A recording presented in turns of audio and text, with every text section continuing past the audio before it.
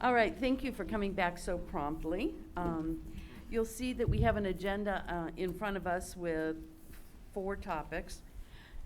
Again, we have not put times by those because of the way they're going to flow together, but we're also, to add to the confusion, not going to do it in the order that they're listed. So what we're going to do is start with the district application program. That will be the first item. And then I believe we're going into the strategic plan, and we'll follow it up with the budget, since those two are so closely related. Let me work on it. And then we'll have leadership discussion. So that is in the right place. Leadership discussion will be followed. Yeah, So, that'll be Dr. Grego, do you want to introduce the district application program, please? Yes, I would. You know, every year, board members, we take a look at our district application program and we try to adjust it where needed. Ellen Truskowski, who's over our magnets and district application program, has done a remarkable job of trying to figure out where there's gaps, what our parents are saying, what our students are saying, what our principals saying, and try to push all that together and say, so here's how we can build a stronger application program. Districts that that choose not to continue to adjust this application programs, those magnets, as we call them, or attractors, they tend to dwindle because they get stale, as what the Magnet Schools of America will call sometimes these attractors that just have lost their magnetism, so to speak.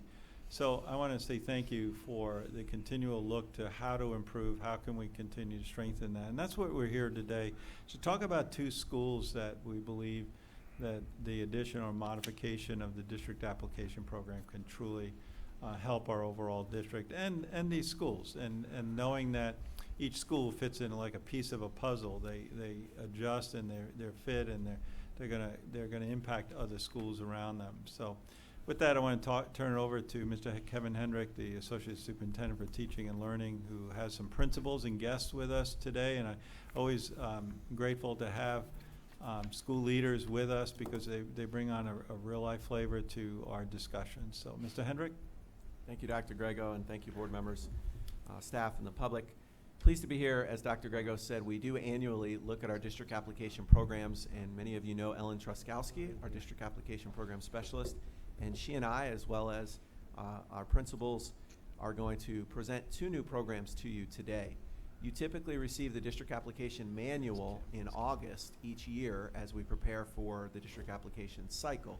But prior to you seeing that manual and any other updates, we wanted to bring you these 2 programs first because they are new and we felt that they should stand alone and not just be bundled into other changes in the district application manual.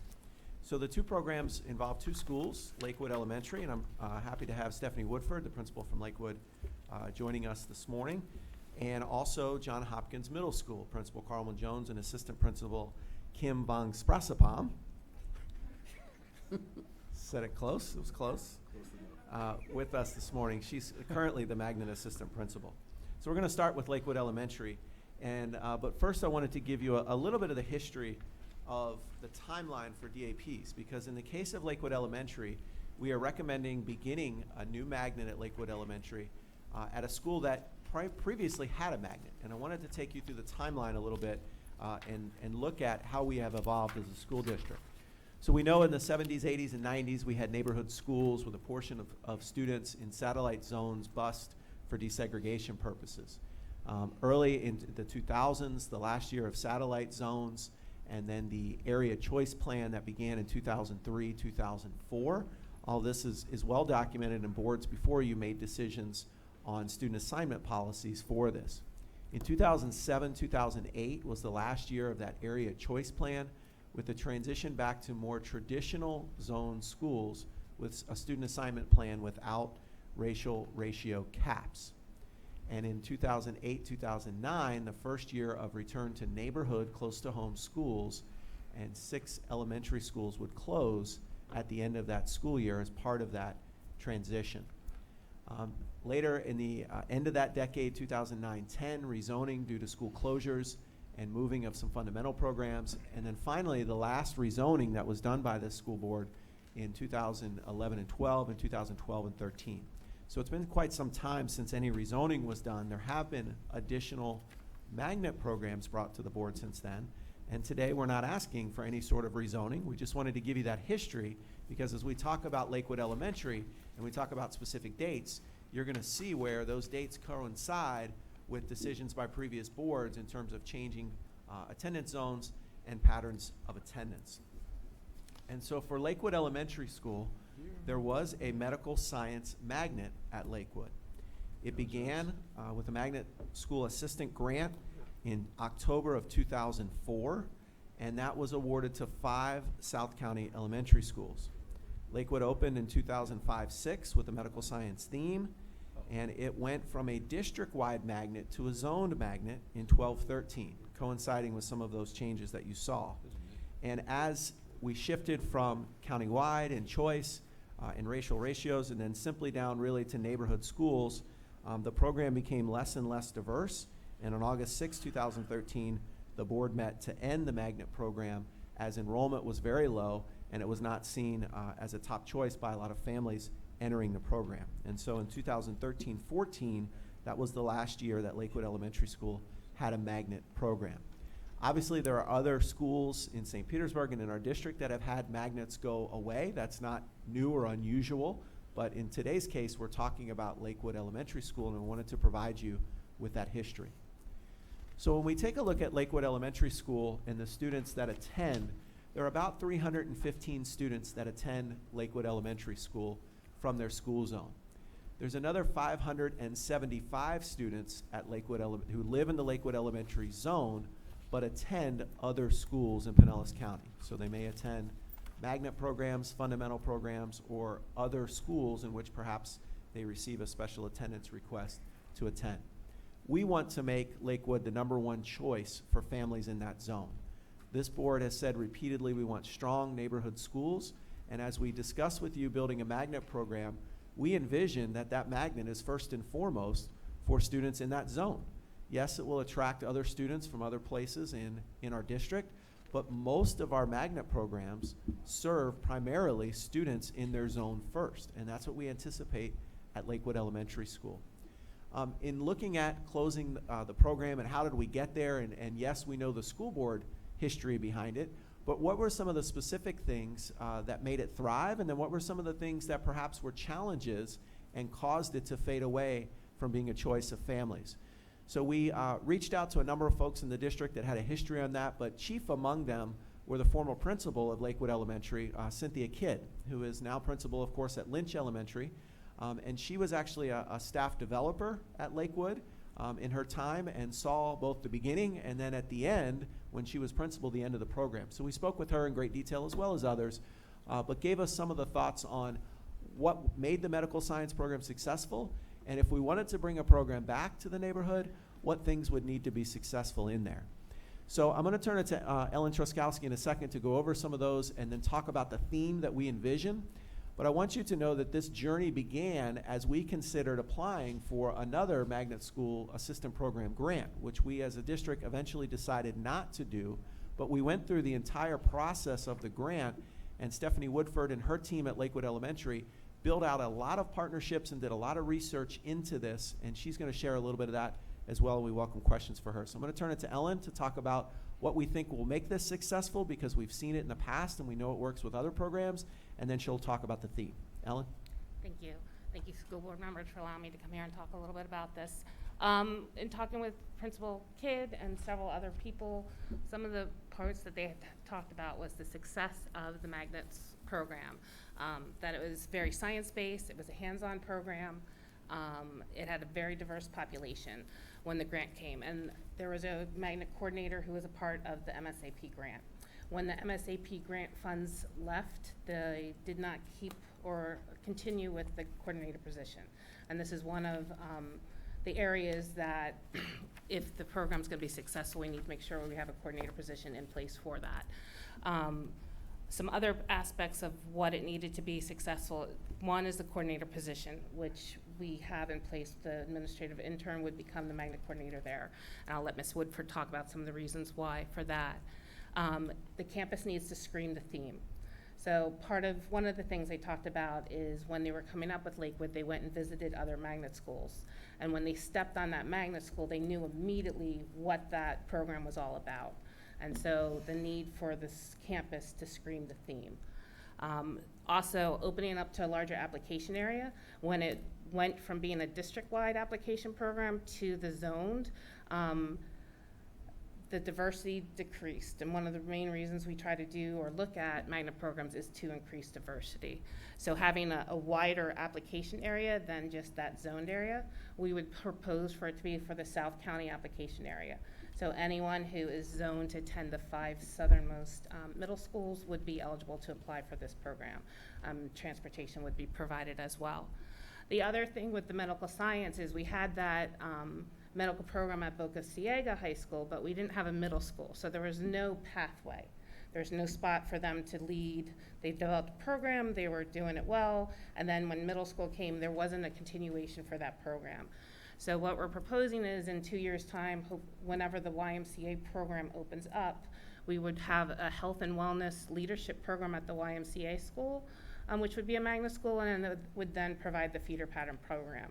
So by starting in 3rd grade this year, by the time the YMCA program opened, we would have a natural pathway that would then go from there, and then opening up to, depending on what their interest is, it could be Boca Ciega, it might be the ALMA program at Lakewood, it might be, there's the first responders and some other aspects with health and wellness and some of the other career academies at the high schools. I'm going to turn it over to Principal Woodford to talk a little bit about the vision of the program and answer any questions. Good morning. Morning. So I'm just completing my 2nd year at Lakewood Elementary, and we've seen such huge gains in our school and in the community. With this topic, a year ago, I reached out to my area superintendent and talked to him about adding some electives onto our school because it seemed to be a big draw within the community.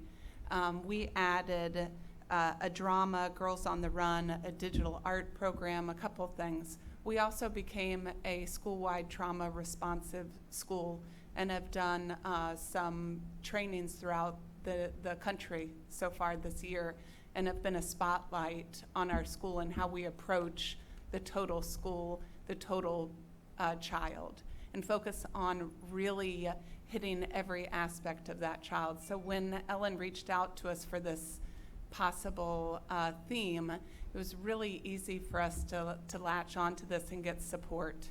At this point, we have 14 partners that want to support us through this journey, and that includes a couple examples would be the Morian Arts Center, the First Presbyterian Church, Coquina Key Community, Guardian Ad Litem Foundation of Tampa Bay, the University of South Florida Family Study Center.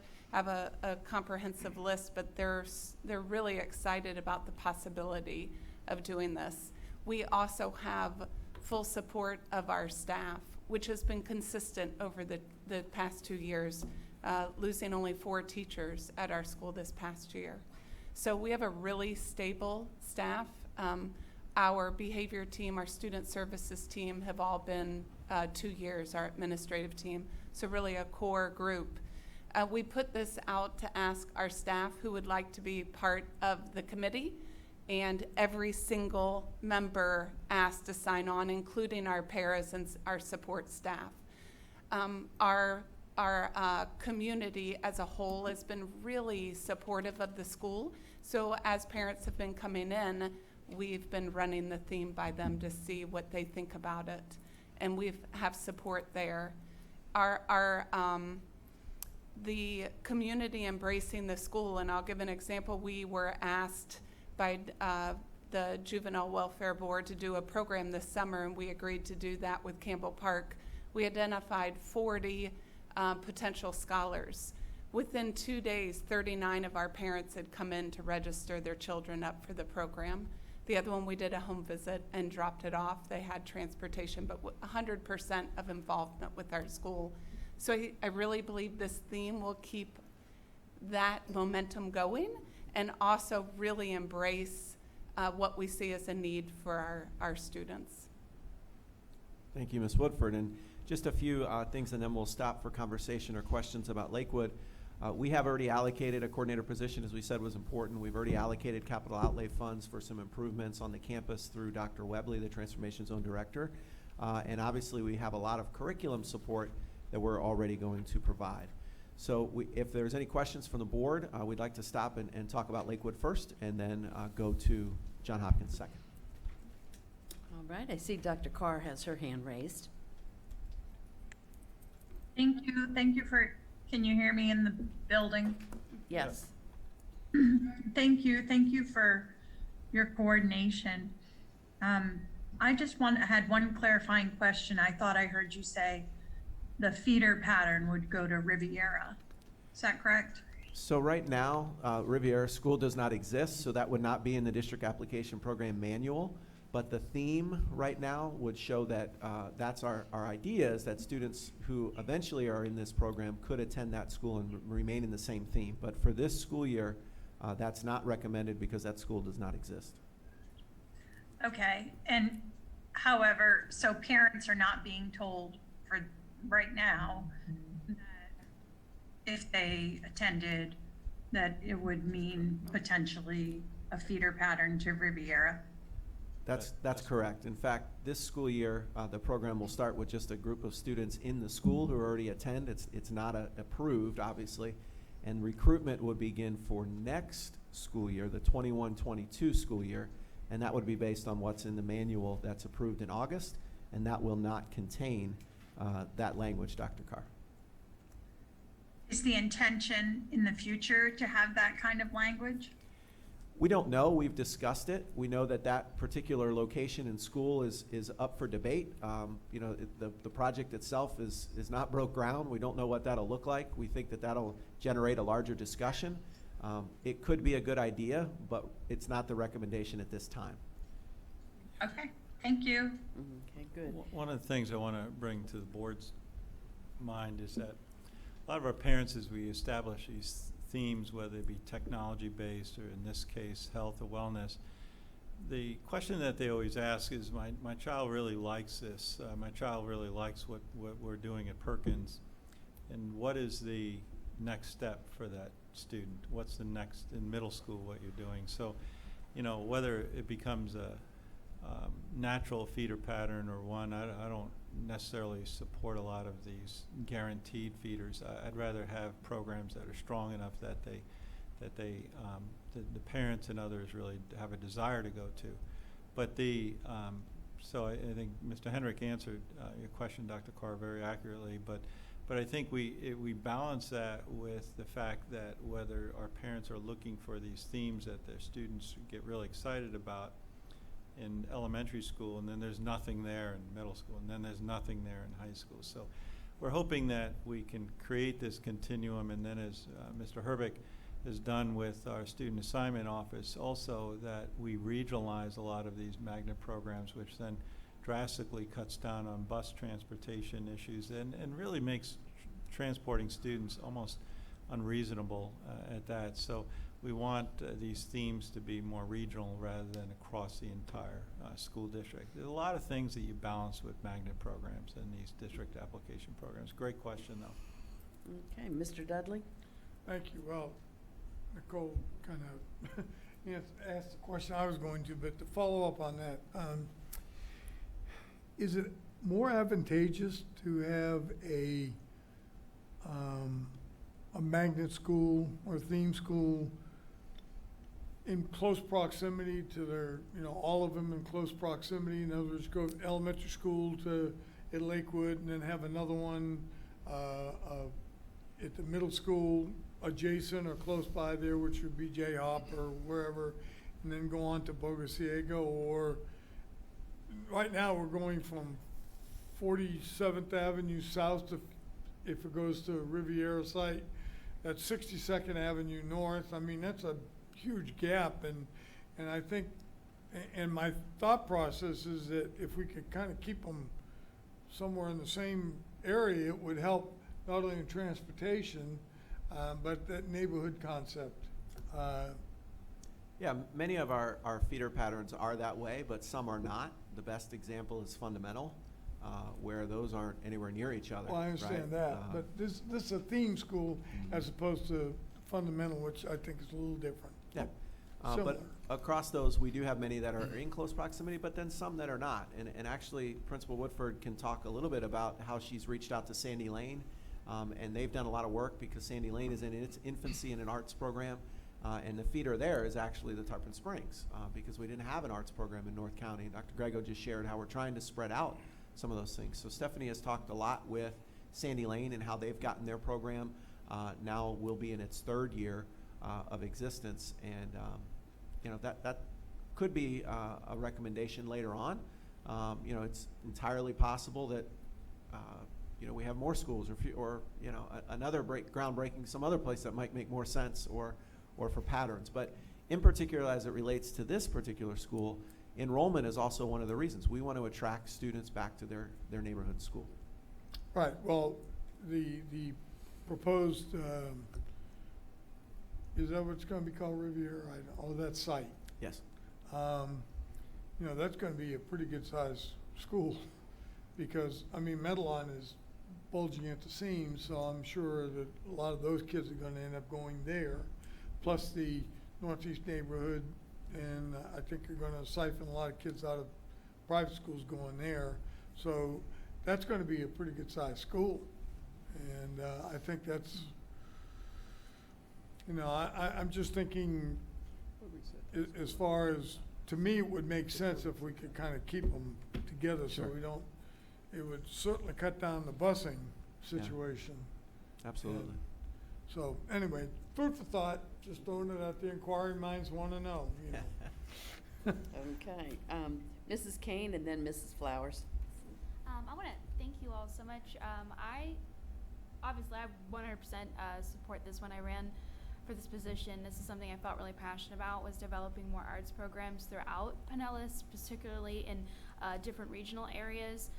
One of the programs I looked into a lot was Turnaround Arts program, and this is kind of on that idea. To me, the how of how it happens is irrelevant to the results, because it's proven how it does create results, and in the post-COVID world, as we're dealing with all of the emotional and mental issues, this helps to I think all of the students to address those things in a positive way and develop themselves through the arts, learn how to expand on that. I think it's a wonderful idea. I'm very excited. I had just thought of a question about this though. Do we know statistically in that regional area, you said there's, let me look at the chart, 360 students going to other schools. Do we know statistically where they are going in that regional area, the other schools? Yes. Because with 100% involvement in an arts program, so where are they going to, so that we get an idea of what's happening in the region? So about 271 students are going to fundamental programs. 178 of those are going to Bay Vista. There are about 333 magnet students.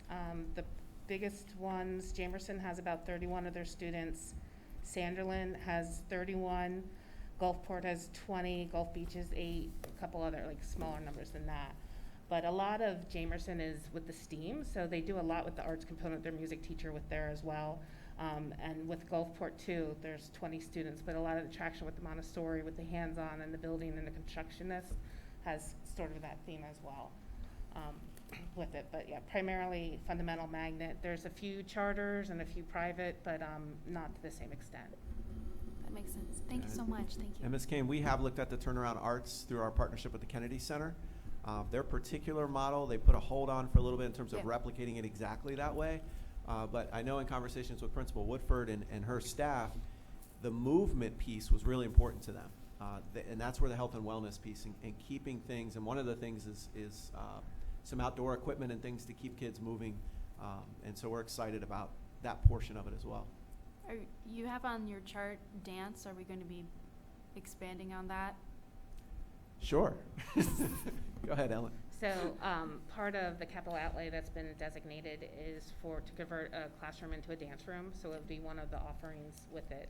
And kind of talked a little bit about a model where the students in the program would be exposed to culinary arts, dance, physical ed, theater, music, and then with that piece, drama, and then they would get to choose a focus area. So the second half of the year, they would have more of a focus area in that aspect with that. But then also they have an after-school program right now, but continuing with that as well.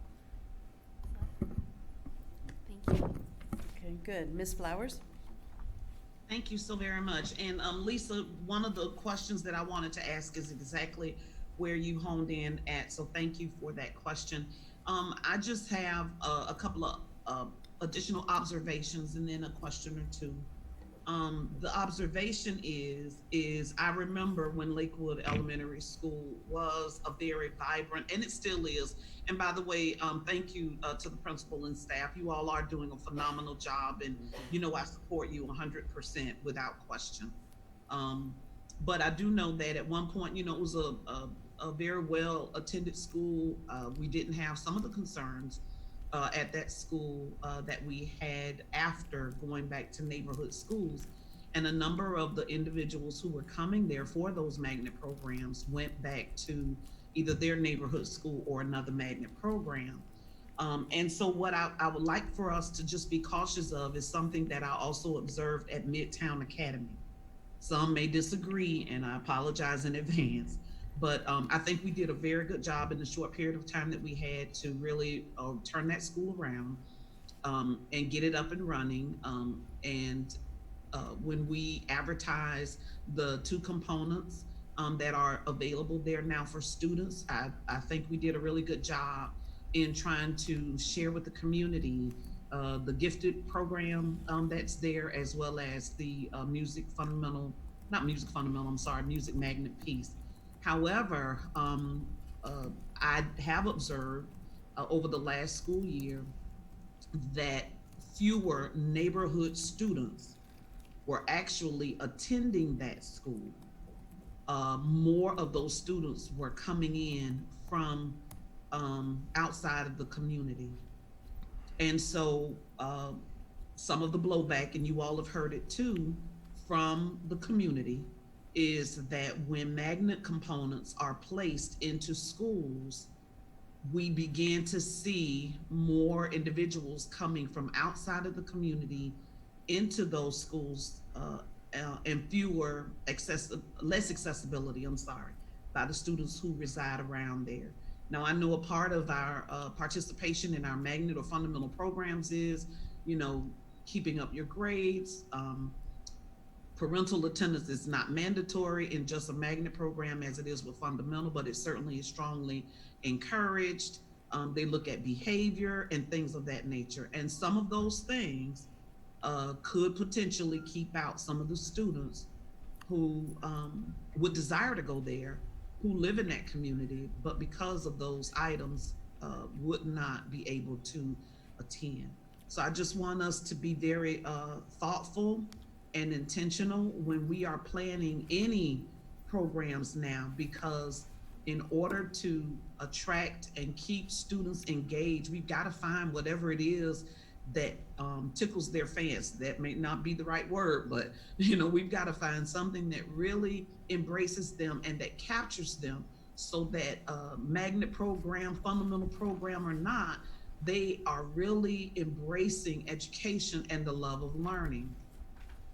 So my question is, and maybe you said this and I missed it, Mr. Kevin Hendricks, but even though we know where the students are attending, do you know the ethnic makeup of those students who are attending schools outside of Lakewood Elementary, who live in the area that will be zoned for Lakewood Elementary? So if you could answer that for me. And then my last comment, hopefully for today, will be for the parents who have their students at Jamerson and some of the other schools that you acknowledge. I'm just going to be honest, I don't see them taking their child out of those schools. We all know those are very choice schools. Parents work hard. I mean, they wait on waiting lists. They move into certain neighborhoods. They do everything they can so that their students can attend those schools. And so the likelihood, I believe, of them removing those students from those schools is not going to occur. So Those are my comments, and then if maybe you could answer that question. If you already answered it, I apologize, I missed the numbers. But if you could tell me what those numbers are. Sure, Mrs. Flowers. Ellen has the data, and I'll have her share it in just a moment. Hey, But it's breaking, I'm getting a whole lot of, did you guys hear that? Yes. we did. Oh, I'm sorry, I can't hear them, it's real staticky. Yes, we heard you clearly. So the ethnic makeup of the students attending other schools is on one of the slides, but there's about 360 African-American students, 48 Hispanic, 22 mixed, and 139 white students who are zoned and for Lakewood's area that are attending other schools. Okay, And we've and put that so on I'm the just, slide. Go thank ahead. you so much, thank you. So one of the So things I'm that just, one thing that makes it a little bit different from Midtown is Midtown doesn't have a zoned area, where Lakewood has a zoned population area. So there are grid zones already associated that go to Lakewood. So it would not be necessarily displacing anyone from Lakewood who would want to be a part of the program.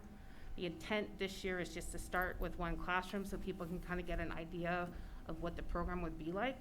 But then every student at that school would receive the magnet services, the magnet program, and that type of thing. So we're not looking to exclude current population zone students. And the other thing is we can also always look at the proximity value. So one of the priorities, we can always adjust that if we feel that the neighborhood students are not getting as many seats. the neighborhood students are not or are getting? So Are. the zone student, anyone who's zoned for that You said school are, will be because I able heard to you say attend and are get part. not. Yeah, no, I'm sorry. They will be a part of the program. Okay, thank you. And I just want to clarify, Kevin Hendricks or Dr. Corbett, when we first rolled out Midtown Academy, did we not create, and I'm going to say parameters, boundaries by which students would be able to just attend that school? Did we not do that? We did have a proximity preference, but I don't recall what the number was, whether it was the standard 20% or whether we upped it. I believe we upped it to 50%, but there's no distinct zone. But we created the zone as the southern portion of our district, as we're, again, I want to say, we're regionalizing these magnet programs. So as we kept using the veterinarian program at Tarpon, that we were busing students from St. Pete all the way there. So we created one in Seminole area. So now we have two. So we're trying to do the same, but yeah, the zone was the southern area of our transportation zone. So we had a south, a mid, and a north. Right.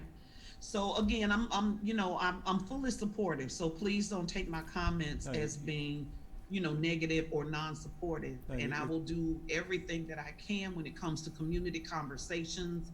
I will strongly encourage us also to make sure we try to do a really good job when we are communicating this new program, to the community, and really encouraging parents to have their students attend the school. I'm just sharing, some of the concerns that have happened to us before in the past.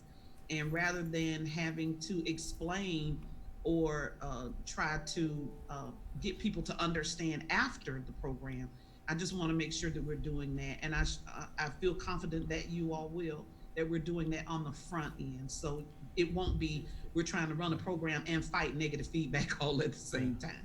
So Now, if I may, thank you Madam- for your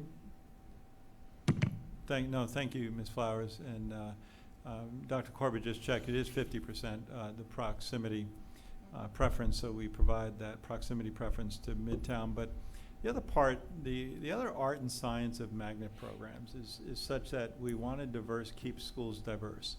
And we also want to, as in Lakewood, not only diversify the schools and continue to do that, but also provide and build their enrollment. But here's the good news that I think this board needs to continue to reflect on, is that as we strengthen all of the neighborhood schools, more and more students are going back to the same way we have this slide up for Lakewood. We could have it up for Campbell Park. We could have it up for Melrose. We could have it up for Fairmount Park.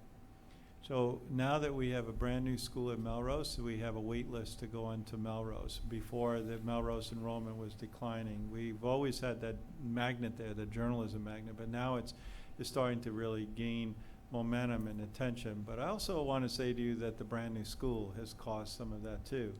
So people tend to come back and forth in those, and some of the attraction of students going back to Campbell Park from Midtown might be because look at Campbell Park, it is not seen in the same way. That's the good news here, is that our schools are not seen in the same way. They're seen as great elementary schools, and our goal is, this board's goal is to create great neighborhood schools.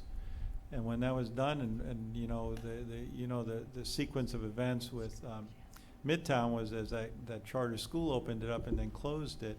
That school was closed, so students came from it, and now they may have had that desire to go back. But Ms. Flowers, your comments are right on target as always, and we absolutely will look at it.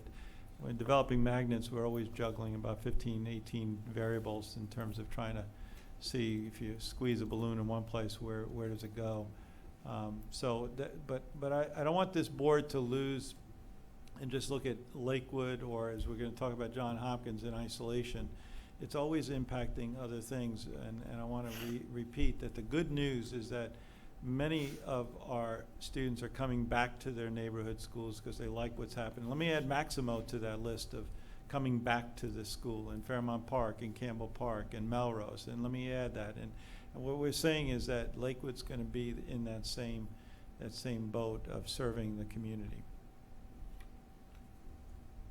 Thank you. I appreciate the time. Thank you all. No, thank you, Ms. Flowers. Okay. All right, Dr. Carr, you had your hand raised. Was your question answered, or did you just give up?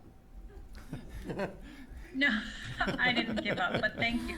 No, Okay. I appreciate Ms. Flowers' comments, and I think when Ellen said the proximity, I was thinking of what we had done in for Tarpon Fundamental. So Exactly. maybe prior to us voting on the final district application program, we may receive input, or maybe you could provide us with the some of the data to support the different proximities for some of those, for the highly selected, like a Perkins or a Fundamentals, and others too. I don't want to leave anybody out by saying that, but just how the rationale has evolved for proximity for our schools, so they're more inclusive of the actual neighborhoods they're housed in. Thank you. I'll have that data when we bring the policy changes Yeah. to the board. Yeah, she said she'd bring that data when we do the policy changes. So, okay, Ms. Long. Ms. Woodford, you brought up something that is so important. Excuse me. You said you've only had 4 teachers this year transfer out? Yes. That is showing us that there's consistency. The bonding between administrators and teachers is starting to occur. And that in itself, when that feeling is starting to develop, I mean, I can tell you that as a teacher, that in itself is going to bring your school up. The consistency, you have a staff that is willing to work together, that's phenomenal. That is so wonderful to hear, so thank you. When I think with that consistency, looking at the magnet theme isn't about changing the dynamic of our school. It's really about meeting the needs of our students that we serve and bringing some of those scholars back. We really did spend a lot of time looking at the wait lists in the neighboring areas and what the draw was and talking to people, but we really just want to meet our own scholars' needs. It's not about changing Lakewood. It's a pretty great place already. So I appreciate that. Mm-hmm. There is a lot of good stuff going on there. If you haven't had a chance to go down there and see what they're doing, I would suggest you make an effort to do that, Ms. because Cook it is. spent half a day with Yeah, us, I it- think, one yeah, day. Exactly, and it's amazing, the stuff that's going on there. So, all right, Dr. Carr? Your hand is raised again. Yep, thank you. Okay. I had one more question just about capacity at Lakewood. I remember when I worked at Lakewood, we had about 600 students enrolled, and now the current enrollment is only 300? That's correct. Plus, Yeah, plus Okay, pre-K. and what capacity would we be looking at for, how many students would be, what is the capacity at Lakewood? How many students would we be able to house at Lakewood in a magnet program like this? So we would typically start with 2 groups, and as Mrs. Flowers pointed out, getting magnets off the ground takes some time. Parents are not going to leave their current school, so it's going to be started with a groundswell from kindergarten first and on its way up. But typically, we would allocate 2 groups to start with, and then adjust the need. So that would be our plan. And as you said, it can the capacity, I believe, is about 800 if you used every space, but certainly 600 is comfortable. Thank you. Okay, good. Any other questions? I see none, so thank you very much, and we look forward to having some more discussion along the way, and when we bring the plan back for the student assignment or the district application process, I think we'll have some time in between to get a lot of questions answered. Thank you. So, thank you. Sounds exciting. So if we can move to John Hopkins Middle School and talk a little bit about the history and timeline there, and again reflect back to the overall district timeline that was shared to begin with. So at John Hopkins, magnet program began in 1993, the Center for the Arts, and obviously a feeder up to Gibbs High School and the Pinellas County Center for the Arts that's there. From 1994 to 2011, a really well-known, high-functioning arts magnet, full capacity for the most part, and the school was earning mostly school grades that were grade letter B. The school grading system changed, but reflecting back to that timeline, remember we also instituted and opened a fundamental middle school first in St. Petersburg, and then added a gifted program to that fundamental middle school. And at that point, and the years that followed, the enrollment at John Hopkins Center for the Arts declined. Center for Journalism and Media Studies was added in 2001-2002, which aligns with Melrose and Lakewood High School's programs.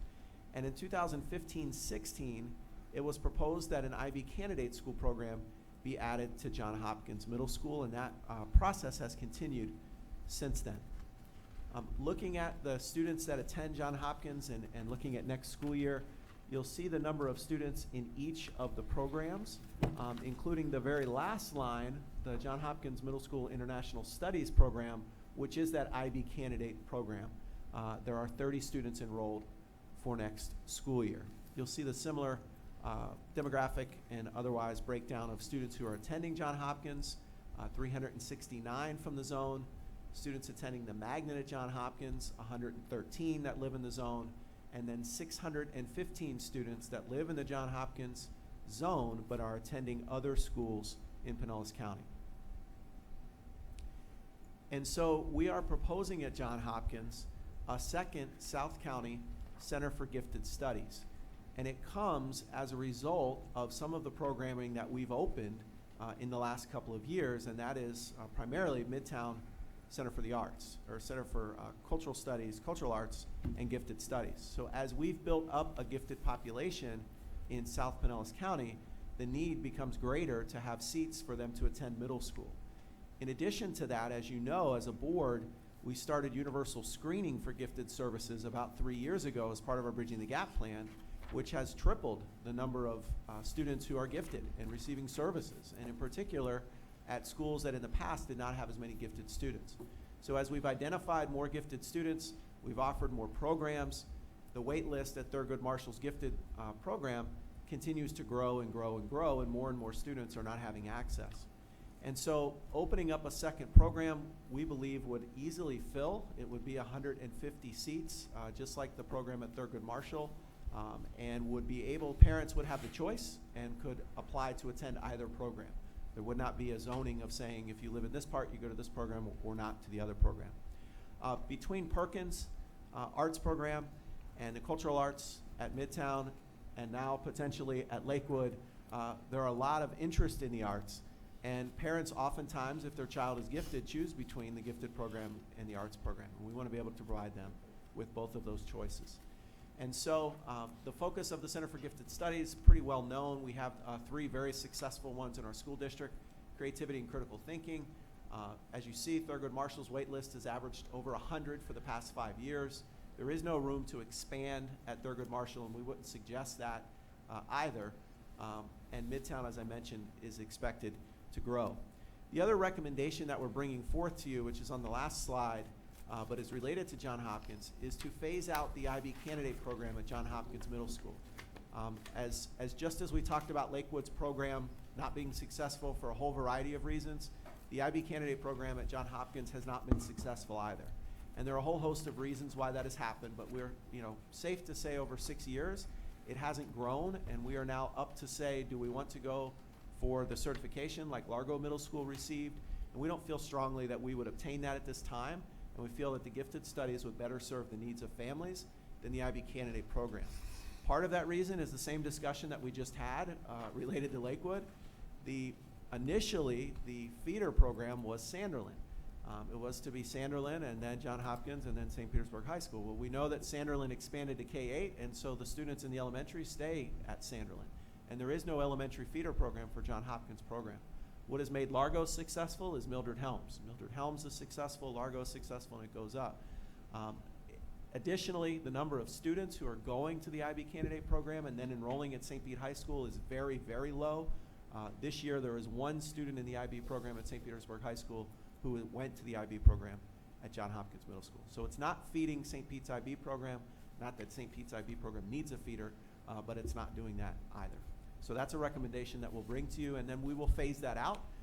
And a lot of the great things, and Principal Jones can speak to it, that they've received from that training, the IB and the arts components and the connectivity components, they will continue as a school. Those things will continue to go, but we won't seek the IB candidate status for that program. So those are our recommendations on John Hopkins Middle School, and I'll give Principal Jones the opportunity just to speak briefly about it and how his staff is excited about the opportunities of a gifted Center for Gifted Studies at John Hopkins. Thank you very much. Excuse me, I'm sorry. Thank you very much, Mr. Hendrick. Thank you very much, school board, executive leadership team, for allowing myself and my assistant principal, Ms. V, to be here to speak about the possibility of adding on the Center for Gifted Studies at John Hopkins Middle School. Just like Mr. Hendrick said, we proposed the idea when it first came about to our faculty and staff, and the resounding response that we got was extremely positive across the board. We were able to also share with a few of our community partners about the possibility of bringing this program to John Hopkins, and that was also met very positive. I think right now we're in a really great state at John Hopkins to be able to make a successful transition. Why? Similar to Lakewood Elementary School, I'm just finishing my first full year as principal over at John Hopkins. I'm so excited to say, just like Lakewood, our retention rate for our faculty and staff is very high. We're roughly around 85% of our teachers from the 2019-20 school year returning for the 2021 school year, which is fantastic for our school. The people that we lost, of course, either due to retirements or relocation, certain things that were out of my control. But right now, I think we have a staff that is ready to take off. Our student body has bought into what we're trying to do academically as well as culturally at the school. What we're looking at is being able to bring the Center for Gifted Studies to John Hopkins Middle School. It was said earlier, we would like to be able to provide a whole school experience for any of the scholars who attend. They're gifted. We link them up with the performing arts, the visual arts, the journalism program that we already have, so that they get a full perspective of what our school has to offer. Right now, we're excited because a lot of the training that the veteran teachers who have had the opportunity to go through the international studies, professional learning through the IB MYP program, they're already implementing those strategies and that global perspective in their daily lessons and curriculum as it stands.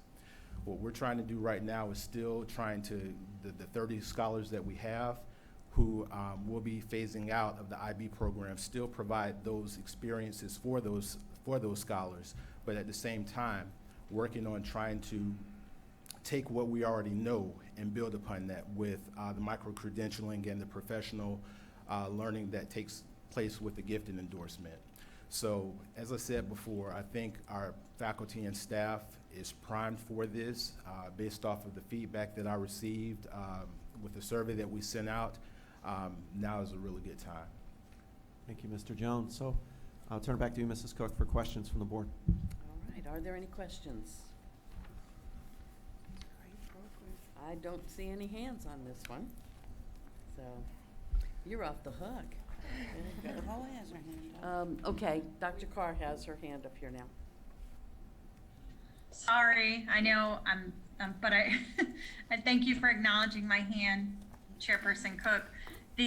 I just want to say, Mr. Jones, thank you to you for an amazing year. I had the opportunity during school to visit your school where folks were all getting great morale and really being supported with their superhero costumes. And then I was able to visit several times throughout the year, thanks to your support employee of the year, Mr. Green, who had the opportunity to do a tour of the school with him, with your looking at start from breakfast all the way through lunch. So thank you very much for your work this year. I think this is a great idea, and I really appreciate your leadership.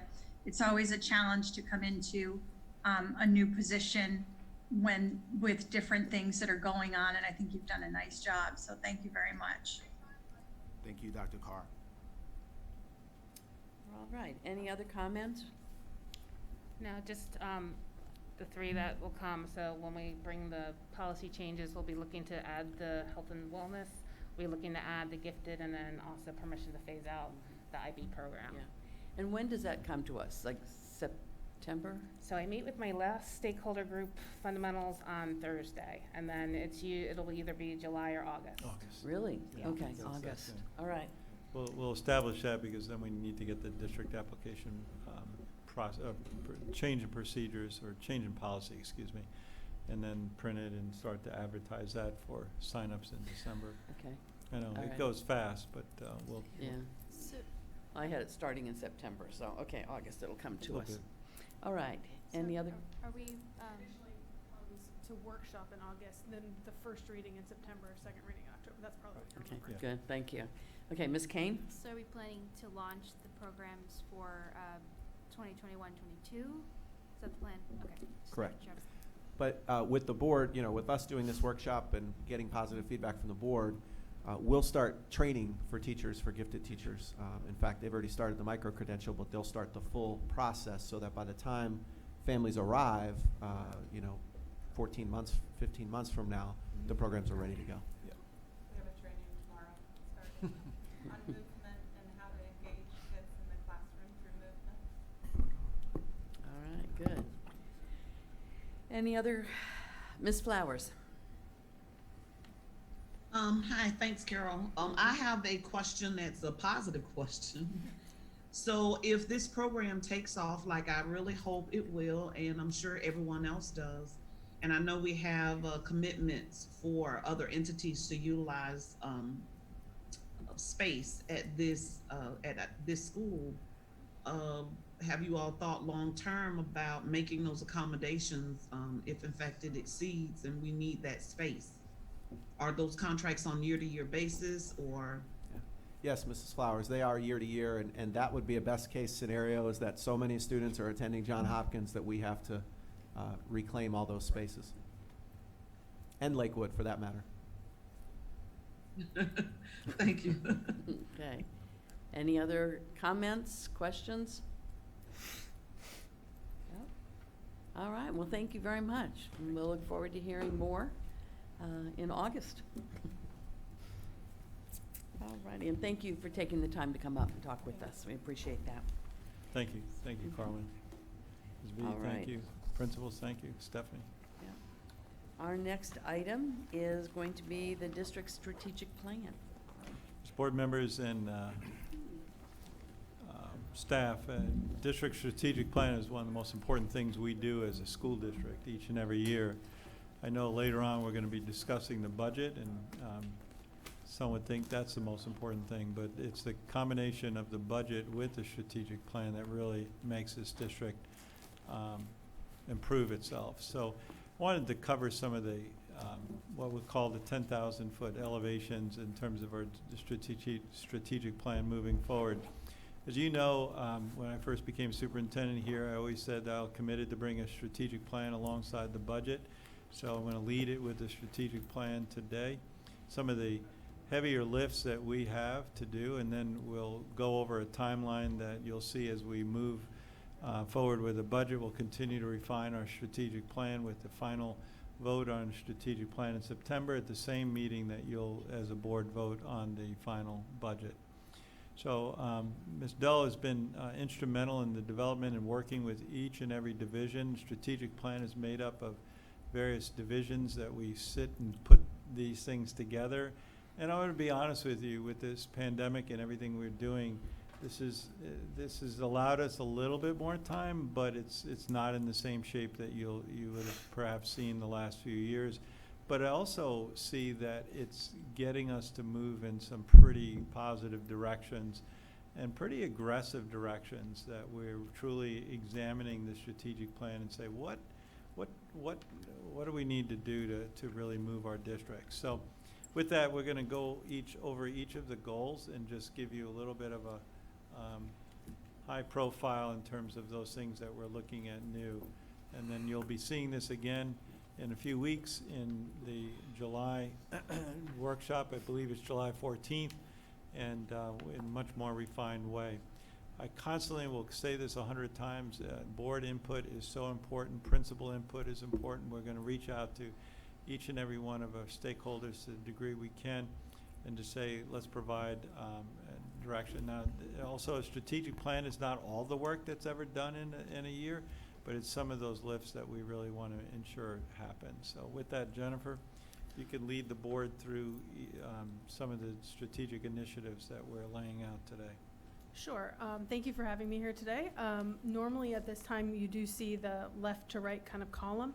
Right now we're in a place where obviously in the last week and a half you've heard of a lot of new initiatives that are coming out. So we're in the process of kind of really refining, and then we'll have that traditional what has changed for you on July 14th, still 2 months before, so feedback can happen. One of the great things about how we kind of do feedback and updates for the district strategic plan, Dr. Grego mentioned some of the work we do with not only internally with associate superintendents and how they work with their teams to modify each year from where we are to where we need to be. We also took the opportunity in our remote time to really, again, not just survey kind of principals about how this impacts their daily work and where they see we need to push ourselves, but also with assistant principals and leadership throughout the district had the opportunity to give direct feedback through a survey as well. So in previous years, we've always done principals that way, but because of how we've been communicating more robustly, we've also gotten direct feedback from leaders in the district as well. As we look for some of these things, as you know, in the district strategic plan in the last couple of years, we've opened it with some information around what are our big strategic initiatives. So the ones that you see up here with stars are the ones that are new and will be highlighted as a part of what are we doing. So PCS Connects, we've heard a lot about in the last week or so. Again, bridging the gap, equity with excellence for all, and how we're not only what have we been doing, but what are we enhancing and moving forward with in the upcoming year. Elevating excellence, visual and performing arts, student health and well-being. Some of the things that we've always been done, and then you'll see below it the continuity of instruction and operations. Those are kind of what are we doing for COVID impacts. But I will also say that in the student health and well-being, which has always been a section, it will also cover what are we doing for those parts that we know are forthcoming and happening now, to be honest with you, as we kind of the return to work and return to school parts of mental health and well-being as well. Now I'm going to take you through each one of our strategic goals and kind of give you a high level of what updates we're looking to make and what new things we will be adding that you will see again at the workshop, or yes, on July 14th. That is the workshop. So in strategic goal 1, which is all about student achievement, and specifically on this one, kind of like how are we erasing all of the metrics that we know about that lead to our school grade designations, district designation, and it's really kind of the metrics around our students.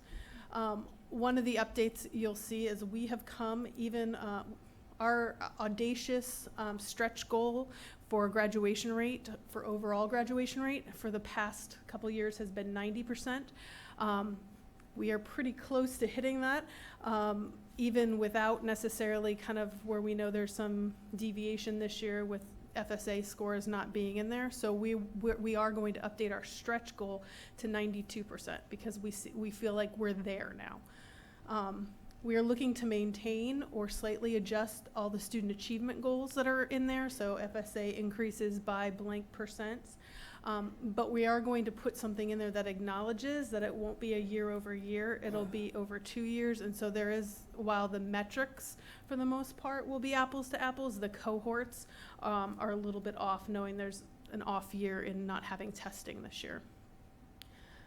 One of the shifts in one of the goals is we've had a goal around MAP assessments, around process and how we, having the process to make sure we're looking at grades 1 and grade 2 and really looking to make that goal more of a performance metric rather than a process metric. Because now that we have the process in place, how are we using it to drive student achievement at our earliest grades? Which you'll see some overlay in there when we get to goal 2 around our early literacy work. Some of the new things that you'll see in goal 1 is kind of a metric for the performance of our 11th graders on our SAT, or in-school SAT and ACT in ELA and math.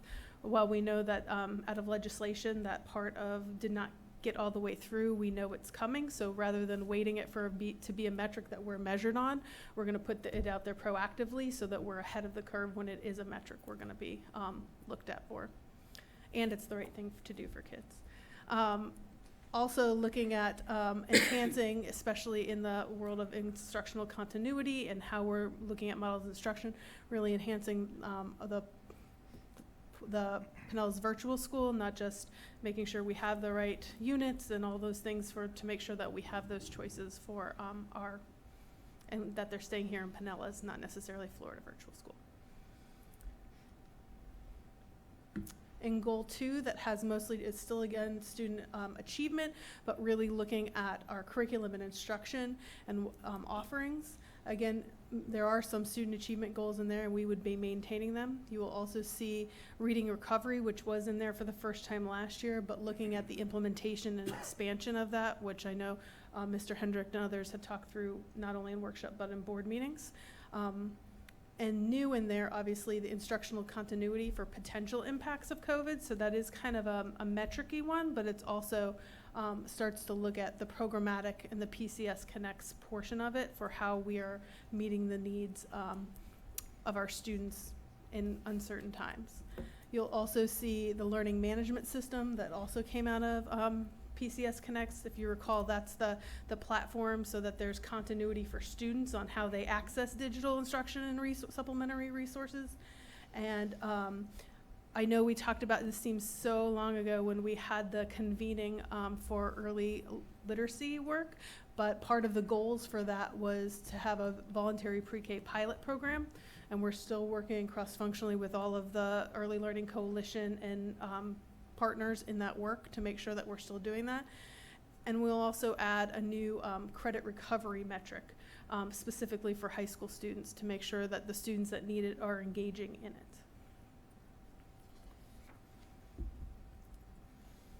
Goal 3, and learning in a safe environment. We are going to look at maintaining and expanding our restorative practices, PBIS, and mental health goals. Again, building upon what we've done over the last couple of years. So you'll see slight shifts in the wording as we get past kind of implementation or process to really push ourselves to whatever that next level is in those 3 areas. We will, of course, maintain our safety goals and ensuring that we're meeting all of either Marjorie Stoneman Douglas Acts or the legislation that followed, because sometimes they're used synonymously, sometimes they're actually separate.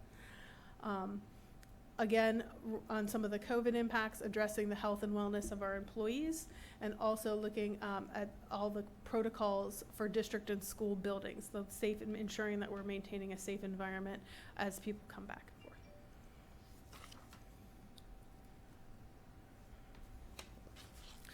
and forth. And goal 4, our equity with excellence for all goal. Again, we will maintain the Bridging the Gap plan goals. Again, as those shift within the Bridging in the Gap plan, they align directly with, it's actually goal 4.1. So things in there add and subtract, but it's always denoted within our district strategic plan. There are a lot of student achievement goals in this section as well for Black students, and so those would be maintained, but we also want to note, just like we did on goal 1, that it's again not exactly apples to apples in the cohorts. However, it is making sure, just because we didn't have the FSA testing this year. And we're also working on, again, enhancing and expanding our current equity goals. Do want to make it clear that this board and this district have had a lot of work, and we've kind of talked about that over the last year a lot around equity, but making sure that we are pushing ourselves on how we move forward and build upon the work and the foundation we've already have in place. Strategic goal 5 is around college and career readiness. There are a lot of achievement goals, specifically around SAT, PSAT in this section. We are again looking to maintain those, knowing that there's some shifts. We are enhancing our goals around college and career centers. We've already started the work for the expansion of those to 4 additional schools, so you will see that in there as well, and some career acceleration goals. What is new that you will see and has come before the board is the work around Navion's implementation and student use metrics. So it'll be about making sure it's up and going, but also some setting goals for ourselves for how many students access it on I almost said daily basis, which is my hope, but long-term for the year.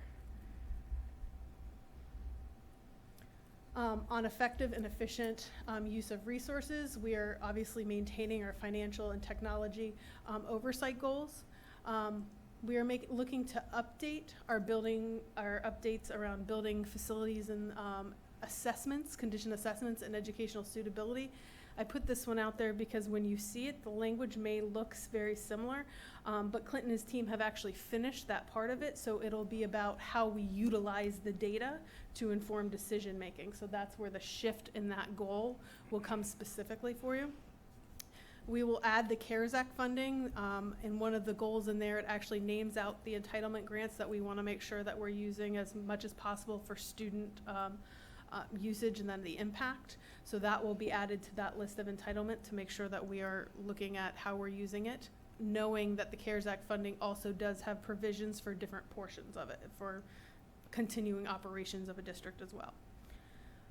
And then the PCS Connects device and access outcomes will also be seen in Strategic Goal 6. And then in Strategic Goal 7, we've done a lot of work this year on maintaining and or building some really good communication strategies. You've seen some of them at use during COVID, but we want to build on those, enhance them. Parts, just how we communicate with employees, how stakeholders can communicate with us, and so forth. And so we also want to build upon kind of the platforms we've used, not just through how we enhance our communication strategies, but how we can also do them through technology and be very nimble in this time of a little bit of uncertainty as well, to feel connected. And a new goal in here will be family community engagement goal around communication and how they implement and monitor the strategies at the school level.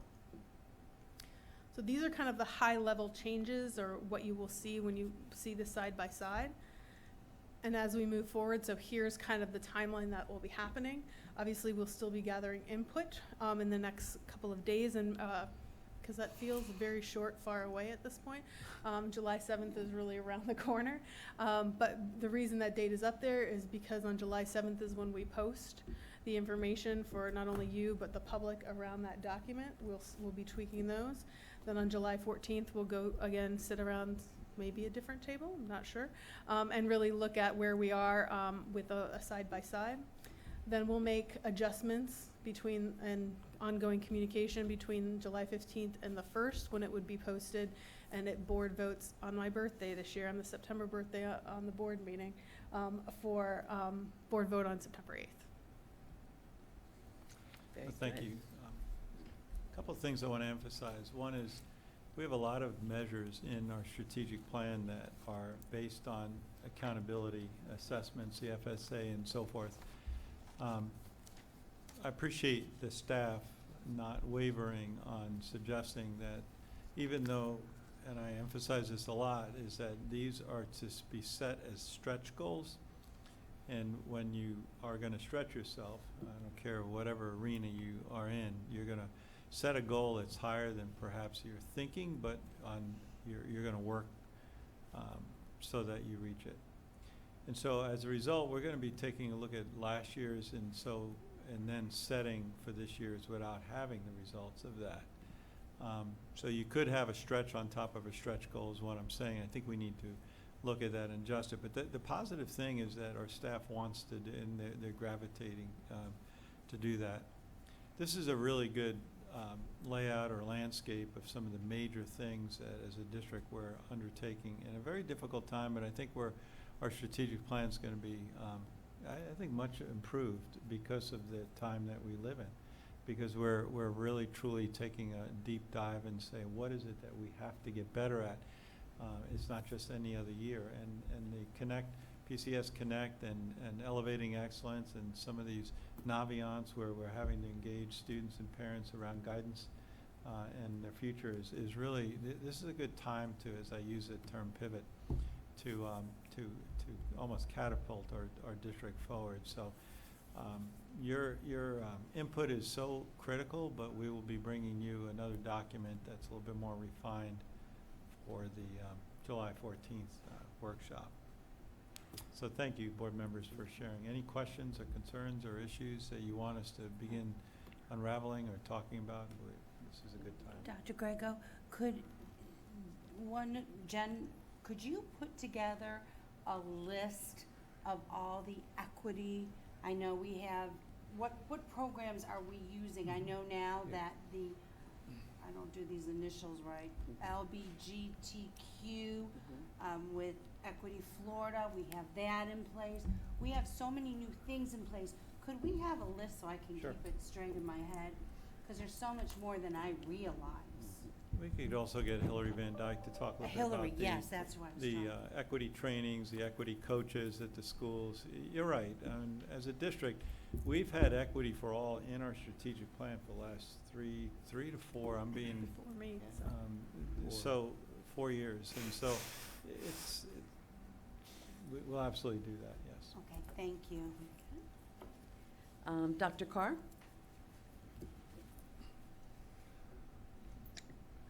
Thank you, Ms. Long, for your question. I was thinking similarly, it would be really helpful to see the metrics. When we look at our other plan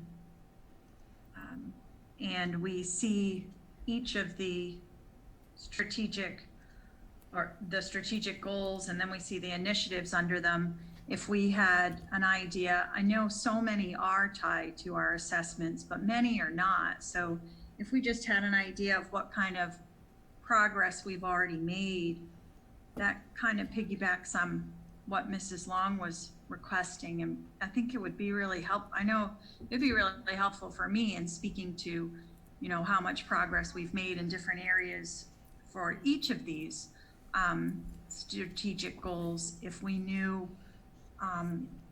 what the metrics results were in one place. I know I went through the book before that's up in the office to try and find all the metrics, the standard and the baseline.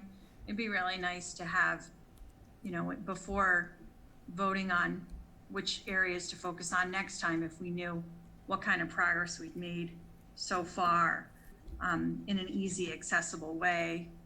The other thought I had was around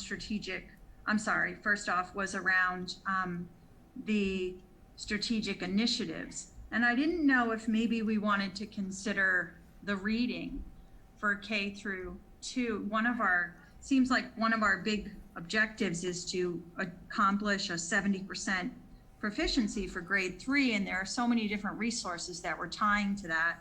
I didn't know if we maybe wanted to consider including that, and I know we have a lot already for the strategic initiatives.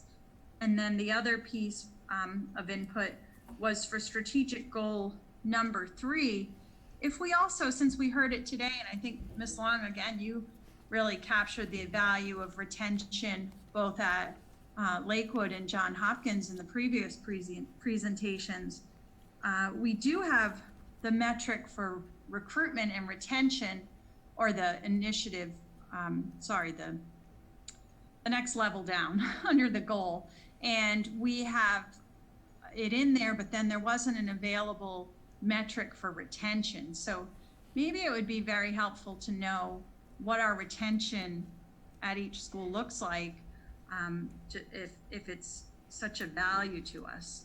So those are my thoughts, the reading and then the retention data, and then the collection of where we currently stand. Some sort of summative report on, and I don't mean like the first 3 pages where we share some elements. I mean the detail of how did we do on each of the metrics. Thank you. Thank you. You Yeah. want to respond? I want to make sure I'm clear, Dr. Carr, on your request for the summit that you want to see, or you would recommend we see in the strategic plan, kind of an update of how far we've come as one of the pages in the strategic plan, not necessarily all the back table data that you get as part of the binders, I guess I will call them, because some of those, the metrics that kind of roll up have layers, as you know, layers below. So when we say we want to see this increases, we look at them not just from an increase overall as a district, we look grade by grade and subgroup by subgroup, which is a little bit harder to kind of completely put into the district strategic plan, but I just want to make sure that I understand kind of the input. So I'm not saying that we need to include it in the district strategic plan, the outcome. What I'm looking more at is, and hang on, I'm going to pull up our 1920 plan from the library and board docs. And if I look, and let's say, for example, under, let me scroll down here, strategic goal 1, the first 1.1 is increase successful promotion rates in grades 3, 6, 9 to at least 95% for each student subgroup. Well, I know for this one, we don't have that because we didn't have testing. Right. So that one might we might have to say unavailable. I'm asking that in order to move forward to develop a strategic plan and have input into strategic plan, we have the status report of our current strategic plan. And I'm not saying it be included in the future strategic plan.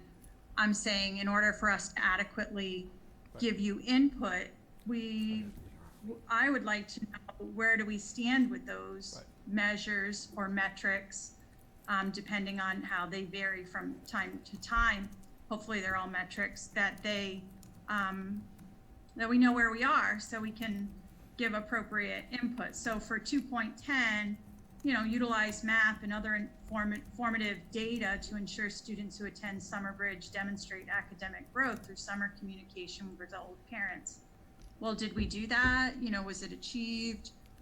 What metric did we use? Like in the past, that was something that was provided to the board, was a summative report for each of the, I know Mrs. Lerner was often a strong advocate for that we had, how did the summative report, or what did these measures actually end up showing us? So I'm not asking it be in the strategic plan. That would be too bulky, comprehensive. But I'm asking for it as a board member to know, without having to, scoop through 6 different binders, how did we do on each of these measures? Right, so Dr. Carr, this is Mike Rego. You're absolutely right, and this presentation was to just lay the groundwork, but we do that as a staff, and we certainly provided to the board, both in executive summary format, and then as we're referring to it as the binders, if anybody wants to go much deeper. It's hard for us to establish a new goal until we find out and really determine and reflect on, so how well did we do?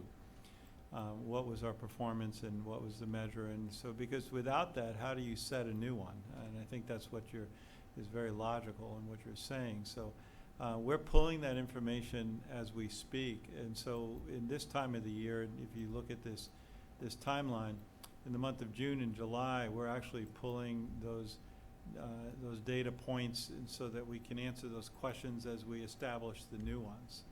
I would never want, and staff would never, establish a new goal without knowing how we did, or perhaps more importantly, what really worked and what didn't work. So we're not just establishing goals, but rather taking a look at modifying behaviors so that if something didn't work, we know not to repeat it. By the timeline, we'll have that to the board in August, about a month prior to doing that, but we're compiling it as we speak. In the past, we'll probably have it earlier this year, because in the past we've typically had to wait till a lot of the student performance data was returned back to us in June and July, and this year it'll probably get to you earlier because that wait is not going to happen. So good point, and we'll certainly get it to you. In the past, we've always done it. We've created in each one of these strategic initiatives a 1 or 2 page, I don't think anything longer than that, executive summary of each of those measures, of those actionable goals. So board members did not have to read through, unless they were really interested in reading through one really in-depth of the information we compiled as in the binders, so to speak. So absolutely, thank you. All right, are there any other questions or comments? All right, I see none, so thank you. We appreciate it. We look forward to the next opportunity to have some conversation about it. Very good. At this point, staff is in the building and might want to have some lunch. And the cafeteria closes at 1, so do we want to take a break for a bit and come back at a later point? The cafeteria's not open. It isn't? I thought they said it was opening today. Next week? Okay. It's opening today with just drinks.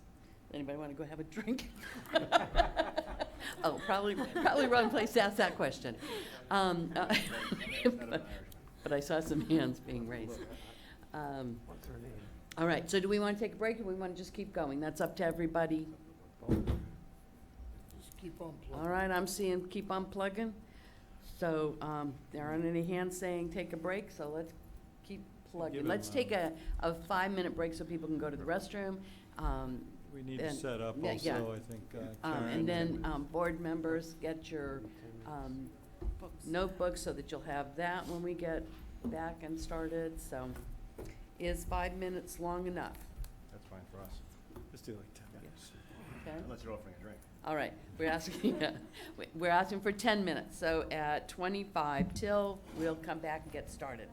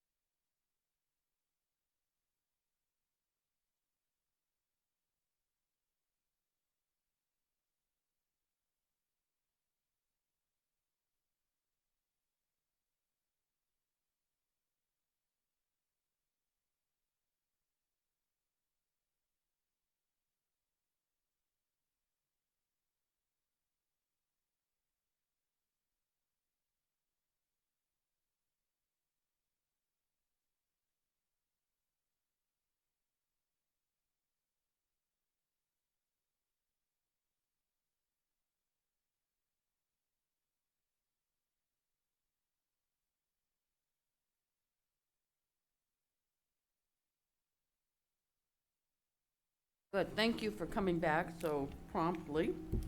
We will now start with the budget update. Dr. Grego, do you want to introduce it, or we should go straight to Kevin? I think we can go straight to Mr. Smith. I want to thank Mr. Smith and his staff, first of all, for putting this together. I always reflect, if I could for a moment, just on the history of being here in the latter part of June and having a budget workshop. Most districts, I don't know of any, I don't want to overstate it, do not have this type of complexity this early.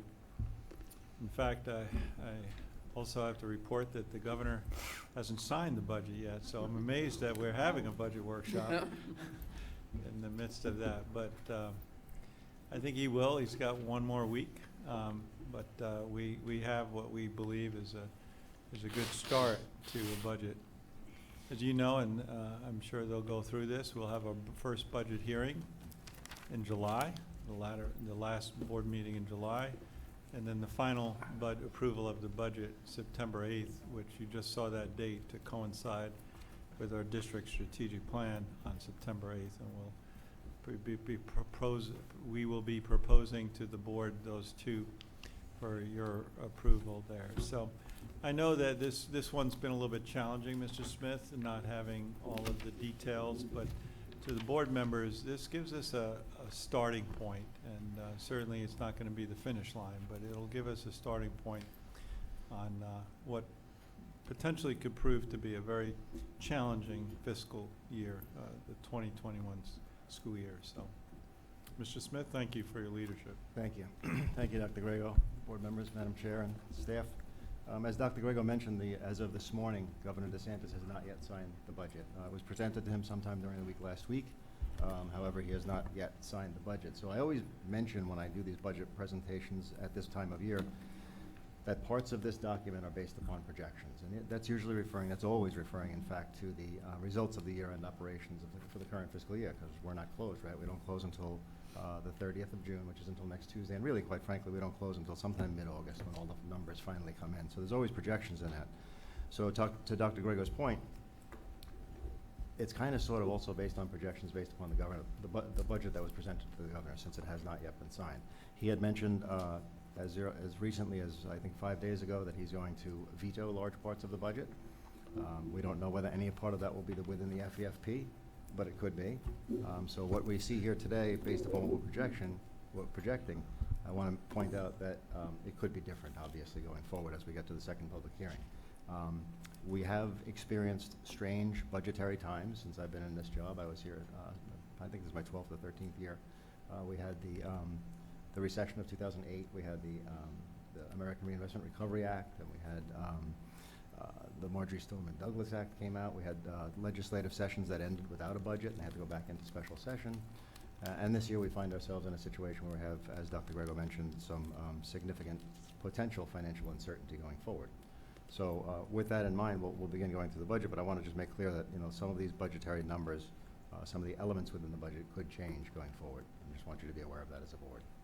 Okay, so if you're ready, we'll move forward. If you all have your documents in front of you, I presume, we'll start the first section within that is the table of contents. That just lays out the document before you. We'll skip that and we'll go into page 1, which is the budget cycle, and that's a graphical representation, but I'll switch to page 2, which is more of a chronological budget calendar. That wasn't me. Just want to make that clear. So, What was that? I don't know what. Okay. So the budget cycle, as you know, is an ongoing process. It goes on all year long. It's not a one time of year, although we come to you this time of year with the budget presentation at this workshop. This is a process that goes on pretty much the entire year. So back in September 10th of 2019, you adopted the current year's budget. And then in October 11th, we have our FTE Survey 2, which is date certain, which is where we count the numbers of students that we have. And that's basically how we get funded, as you know. February 7th is another survey, Survey 3, and that occurred back last February. And again, that's where we count our students, and there's adjustments to our funding at that point. On March 13th of this year, the legislative session ended, and I want you to remember that date. That's kind of an important date as we move forward in the next couple of pages. On July 1st, as you know, the new fiscal year will begin. This document says July 25th, we will be advertising in the Tampa Bay Times, and under normal circumstances, that would have been the case. However, because the Tampa Bay Times is no longer producing a paper every day, they're producing only 2 printed papers per week. I think one is on Tuesday or Wednesday, and one's on Sunday. Wednesday and Sunday. Wednesday. One's on Wednesday, one's on Sunday. So under normal circumstances, we would publish on Saturday because there's requirements that say how far in advance you have to publish your public advertisement before you have the public hearing. And so Saturday was always the safest bet. However, since they don't publish on Saturday anymore, they're going to be publishing on Sunday, we'll be advertising in the Sunday paper this year, which is obviously different from what we've done in the past. That still gives, we checked with the Department of Revenue, that still gives us the adequate amount of time between the advertisement and the public hearing, which will occur on Tuesday of that week. So we'll have our first public hearing on July 28th, and finally our second public hearing on September 8th. If you flip the page, this just gives us an overview. You've seen this in the past of our revenues versus expenditures over the last several years. We always like to point out, if it's still on here, you have 11, 12, $32 million year, where we had a $32 million deficit. That, to remind you, was the cliff year, when we lost $106 million in revenue. We have since recovered. We are doing pretty well over the last several years. Of course, last year we had a negative $4 million, but that was relating to our spend down of workforce development funds. Workforce development had a fairly healthy fund balance, and they put some significant amount of money into capital expenditures, and that's part of the general operating fund, so that was an intentional spend down. But the general operating fund's contingency stayed stable. This year we expect about a $6 million excess of revenues over expenditures, and the budget we're presenting to you today is about a $2 million excess as well. The next page, which is page 4, and if anybody loses me, please stop me. If you have any questions along the way, please ask me as well. Page 4 is our historical trend of the gross taxable value and what it's done. You can see the recession years from 2008 through 2012, and then the recovery years from 2013 to the present time. We've been fortunate in having some pretty significant increases on an annual basis, roughly 7% per year for the last several years. This year, the projected increase is approximately 6.8% going forward on the tax roll. Next section is the operating fund summary, which begins on page 5. And that is the key indicators page, and that's a page I like to point out a couple of different things. The first of which is the required local effort millage rate, which has been rolled back once again this year. And that has been reduced by 3.75%. And also, as I mentioned, the tax roll is increasing by roughly $5.5 billion for Pinellas County. Now, there is a difference here, and this is always the case. The document on the prior page is based upon the projected tax roll from the property appraiser's office.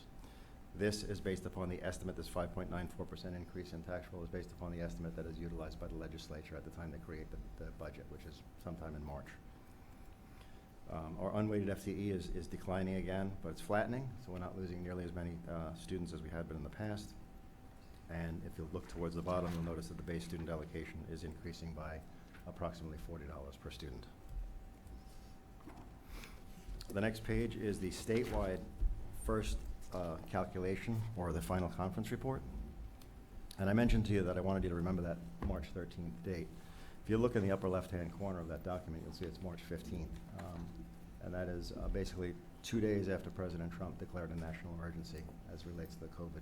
So it's important to note that, because this budget was formulated prior to any of that stuff happening. It was formulated prior to any statewide shutdown. It was based upon revenue projections at the time, which did not consider the fact that the state was going to shut down to the magnitude that it did.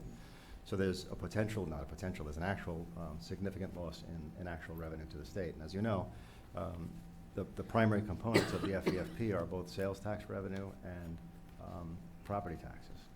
You saw a moment ago, property taxes are increasing by 6.8%, so we don't predict that that's going to be much of an impact on the budget. However, sales tax collections could impact the FEFP going forward.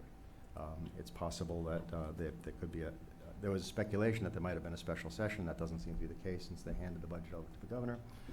The legislature is of the mindset, and they've stated publicly that there's enough money in reserves as well as the CARES Act funding to support this budget, so hopefully that's the case. However, it's important that I note that At some point during the year, typically December, there could be a holdback of funding if the economy doesn't cover to the magnitude that they think it needs to recover to support this budget. So I just want to make you aware of that. A couple of things happened in the current legislative session. First of which is the digital classroom allocation was reduced by roughly $12 million. The mental health assistance allocation was increased by $25 million. There's a new funding compression hold harmless allocation, which was an increase of $13.8 million. I'll talk about that in a little while.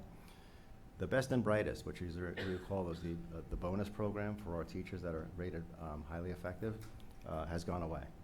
And that has gone away to fund the teachers' salary increase allocation. There was a lot of press on Governor DeSantis' desire to increase the starting teacher salary to $47,500 going into this coming fiscal year. His original desire was for a $600 million allocation. However, he wound up with a $500 million allocation, which is going to provide us some additional funding for our starting teacher salaries as well as other teacher salaries. And I'll talk about that in a little while as well. Everybody with me so far? Okay. Mhm. Next page is your favorite page, I think, if there can be a favorite page in this document. So, this is our state funding formula flow chart, and I've gone through this in great detail before, and I don't think I need to do that today, because you've all seen it a couple of times at least. But a couple of things I want to point out on here. The first of which, of course, is again the base student allocation increased by $40, and that's a good thing. We appreciate that. But it's also important to note, and you'll see that in a couple of pages, that our Florida retirement system contribution has increased by $8.7 million. And that $40 doesn't cover that $8.7 million, and I just want you to know that. So if you look on the second row of boxes all the way to the right, the second to last box, you'll see the teacher's salary increase allocation, which is roughly $17 million. The total new funding that we'll receive in this FEFP budget is roughly $20 million, just shy of $21 million. So obviously the bulk of that, $17 million, is going to the teacher's salary allocation. And that, once again, is a categorical, so that money must be spent on that particular initiative. On the third row of boxes, to the very first box on the left, is the funding compression hold harmless allocation. That's a new allocation that we had not received in the past of roughly $4.7 million, and I'll tell you what that is in just a couple of pages. And then the turnaround supplemental services allocation is based on the current year's allocation. That could change based upon the number of schools. And then on the very bottom row of boxes, in the middle, you'll see the discretionary lottery school recognition allocation of $4.4 million. Just to remind you, there are no grades this year, so there's some question as to what will happen with that money, because that money is distributed based upon the grades that schools earn. And if there are no grades, will there be an allocation, or will they change the complexion of that allocation going forward? And that's something we won't know. And that we could find that out in the next couple of days as the governor goes through this budget. So, just to underscore, there is obviously some uncertainty with what we've received here from the state. So the next series of pages is the Florida Education Finance Program funding components, and I'll just stop briefly on page 10, which is the teacher salary allocation. And that is an initiative to bring the starting teacher salary up to $47,500, but it's specific as to which teachers that is. There's two components of that $500 million. 80% is to go to the starting teacher salaries for a classroom teacher as defined in statute. I think it's 10.12.1, paragraph A, if I'm not mistaken. It is, and 10.12.1. And so we have to bring our starting teacher salary up to $47,500, but that's not every teacher on instructional salary staff. That's just classroom teachers, or those teachers that are attached to a schedule that actually stand in front of students and teach them. That's the 80%. 20% can be used for other teachers that are within that same statutory definition, but in the subsequent paragraphs. And any leftover money from the original 80% can go to supplement that as well. So it's a fairly significant amount of money to bring us up to that 47.5. You'll see when we get to the referendum page that we'll have an easier time to get there. We're currently at $45,000. So for us to go from $45,000 to $47.5 is just a $2,500 journey. It's not a small amount of money, but it's doable. Other districts have starting salaries of $39,000 or so they have to go up a minimum. If they can't make it to the $47.5, they have to go up a minimum of X amount of dollars in order to get to utilize that money. But we should be able to hit that $47,500 as a starting salary, which is a good thing. So I will flip forward, because the next series of pages is simply the description of the categoricals. And I'm going to bring it to page 16, which is the district cost differential. We talk about this every year. And the district cost differential is just an attempt to take in consideration the effects of inflation and the cost of living within certain districts in the state. And it's a specific formula, and we've gone over the formula before, and ours went down slightly this year. Last year we were at 0.9981. This year it went to 0.9994. You might remember through the legislative session there was some talk about changing the district cost differential calculation, and they involved, I believe it was OPAGA, to look at that possibility, and they were looking at what they were calling an economic cost index within certain districts and counties. But they didn't get quite as far as they wanted to get, but they did do something. And what they did is they added this on the very next page, they added this funding compression hold harmless allocation. The funding compression was for districts that were below the state average, and that's not us. We don't fall into that category at all. So if you look at that very first 1, 2, 3, 4, 5 lines of the calculation towards the bottom, you'll see where it says Pinellas funding compression, and there's a dash there, which means we get nothing from that because we're at or above the state average typically. But the other component of that is the hold harmless allocation. And that's an allocation given to districts whose DCD went down, and ours did. So we're getting from that about $4.7 million in additional funding as a result of that. Now this may be, I speculate this may be a one-time allocation if they finally go back and revisit that DCD as they wanted to do last year, so that could change things a little bit. But just for the moment, we're receiving in this current fiscal year $4.7 million for this hold harmless allocation. And there's no, as far as I know, there's no strings attached to how you spend that money. Okay. The next series of pages is the operating fund. Estimated revenue is on page 18. And a couple of items I'll point out to you. Number one is right about the middle of the page, you'll see the teacher's salary increase allocation of $17.050 million. And below that, about 4 lines below that is the best and brightest principal and teacher allocation, and that was 9.7. So we see an increase of 17 million and a decrease of 9.7. So it's important to note that those teachers that were receiving the best and brightest allocation last year, and those principals that were receiving that as well, won't necessarily get that money, those bonuses any longer. That was rolled into the teacher's salary allocation. So our total funding increases are roughly $20.7 million between state and local funding sources. $7.3 million relates to district school taxes or a local millage, and about $3 million increase in referendum, which is a good thing. That's been going up pretty consistently over the last several years. Again, our tax roll is increasing by roughly 6.8% going into next year. At the moment, I don't anticipate anything happening to our tax roll because it looks like the real estate market is moving along good from everything I see. So it looks like housing is still selling. Mortgage rates are very attractive, so hopefully the housing market continues to support those levels of increases. The next page is just a summary of our what will be next year's beginning fund balances and the current year's ending fund balance, and we anticipate about a 7.1% contingency at this time this year. The next couple of pages is just the layout of where we have increased our budgets or decreased our budgets, depending on the case. And most everything is in salaries, obviously, for that $17 million. It has to go to teacher salary, so that's where it's winding up. You'll see on page 20, the third line on that page, you'll see a $5.6 million increase in purchase services. Those are expanding charter schools, which we'll talk about in charter school enrollments in just a little while. And also employee benefits, you'll see, has gone up, and mainly the employee benefits are a result of the increase in the Florida retirement system contribution rate. The third line is the $5.6 million. That's for the charter schools that we have that are increasing enrollment. Charter, okay. Yeah, exactly. Okay. Stop me if you have questions, please. So the next series of pages is just where we're spending our money. Question? Question? You guys okay? We're good. Yeah, okay. Where we're spending our money by function, and it's just the various areas of expenditures. So I'll flip you through to page 26, and that's where we think we're going to end up with next year's ending fund balance. And again, we're not increasing fund balance by much. It's just under $2 million, so it'll wind up to be about 7.2% or so at the end of next fiscal year. Can you pull the microphone even Yes, I closer can. or I can. speak louder, one or the other? Yep, You're I starting can to do that. fade off. I should have had that drink. Thank you, yeah. Okay. The next page is page 27, And it's the same representation of the prior pages that you just saw. The major difference is just the way we have it laid out. We have it laid out by function. Remember, function is where we spend the money, and major object and what we're spending the money on. That's what that is. And I like to point out this page because there's the first two columns of numbers is our salaries and benefits numbers. And last year we spent approximately we budgeted approximately 81.83% on salaries and benefits. This year we're at about 82.25%, so a slight increase in that number.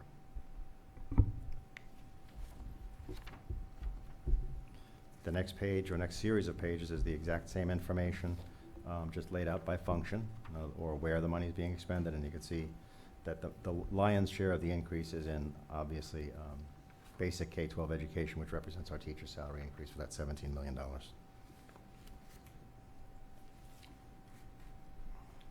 Any questions on anything so far? I have a question on Sure. I don't know whether it's, I'm looking for like janitorial supplies and stuff, because obviously this year I think the costs are gonna go up. Are That's- they not, because of, That's an excellent point, and there are adjustments within this budget for that, but also bear in mind that there were some savings in this current fiscal year, not on janitorial supplies, but on other items. For example, substitute teachers, we weren't really paying substitute teachers at the latter part of the fiscal year. okay. So that it's in there, but it's kind of buried Okay, with ups so and we're downs. taking money out of those funds to help, Correct. I got you, Correct. okay. And the CARES funding as well. Was us to use Yeah. some of those dollars, as you remember from the presentation last Tuesday, that we could use for cleaning supplies and anything else. Okay.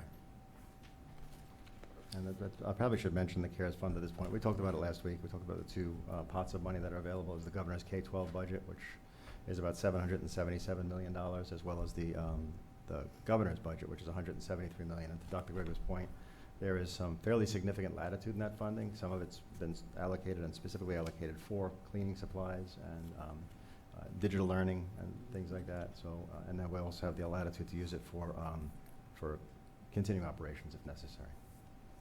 Okay. So that lands us on page 30, which is the SAI, or Supplemental Academic Instruction, and Ms. Coffey will address that page. Okay.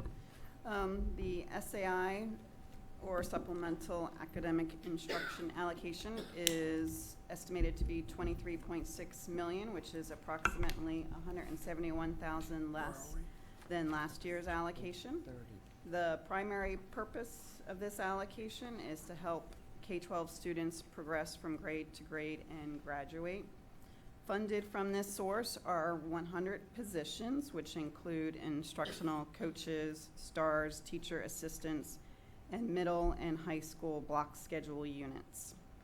The total salaries are estimated at $5.9 million. Pages 31 through page 40 provides a detailed listing by position, level, and school. I'm going to let you take a look at those reports at your leisure. Also included from this source is the funding for various academic initiatives such as Summer Bridge and extended learning programs. As you know, districts are required to share some FEFP allocations with its charter schools, and SAI is one of those allocations.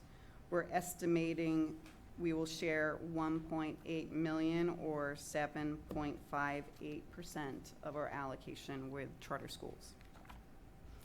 You will note we have allocated more than the revenue we will receive, much like other allocations to be presented today. We built this budget based on estimated average salary and not actual salary. Furthermore, this assumes 100% occupancy of units, but we normally incur some salary lapse. If the actual expenses exceed the SAI revenue, the shortage will come from our base FEFP allocation. Okay. On page 41, you'll see the mental health assistance allocation for fiscal year 21. As Kevin noted, the state has increased that allocation statewide. Pinellas's share of that increase is about another $830,000 for a total of $3.3 million. That money, the funding, is to be used for expanded mental health services, and to be able to utilize those funds, the district must submit a plan to the state, and that plan will be presented in a board workshop on July 14th and brought to a board meeting on July 28th for your approval prior to the August 1st due date. These funds are expected to provide salaries for 32 units. On this page details the units that are expected to be funded from this allocation. On pages 42 and 43, you can see detail of those units. Okay, I'm going to move us on to page 44, where we will find our reading instruction allocation.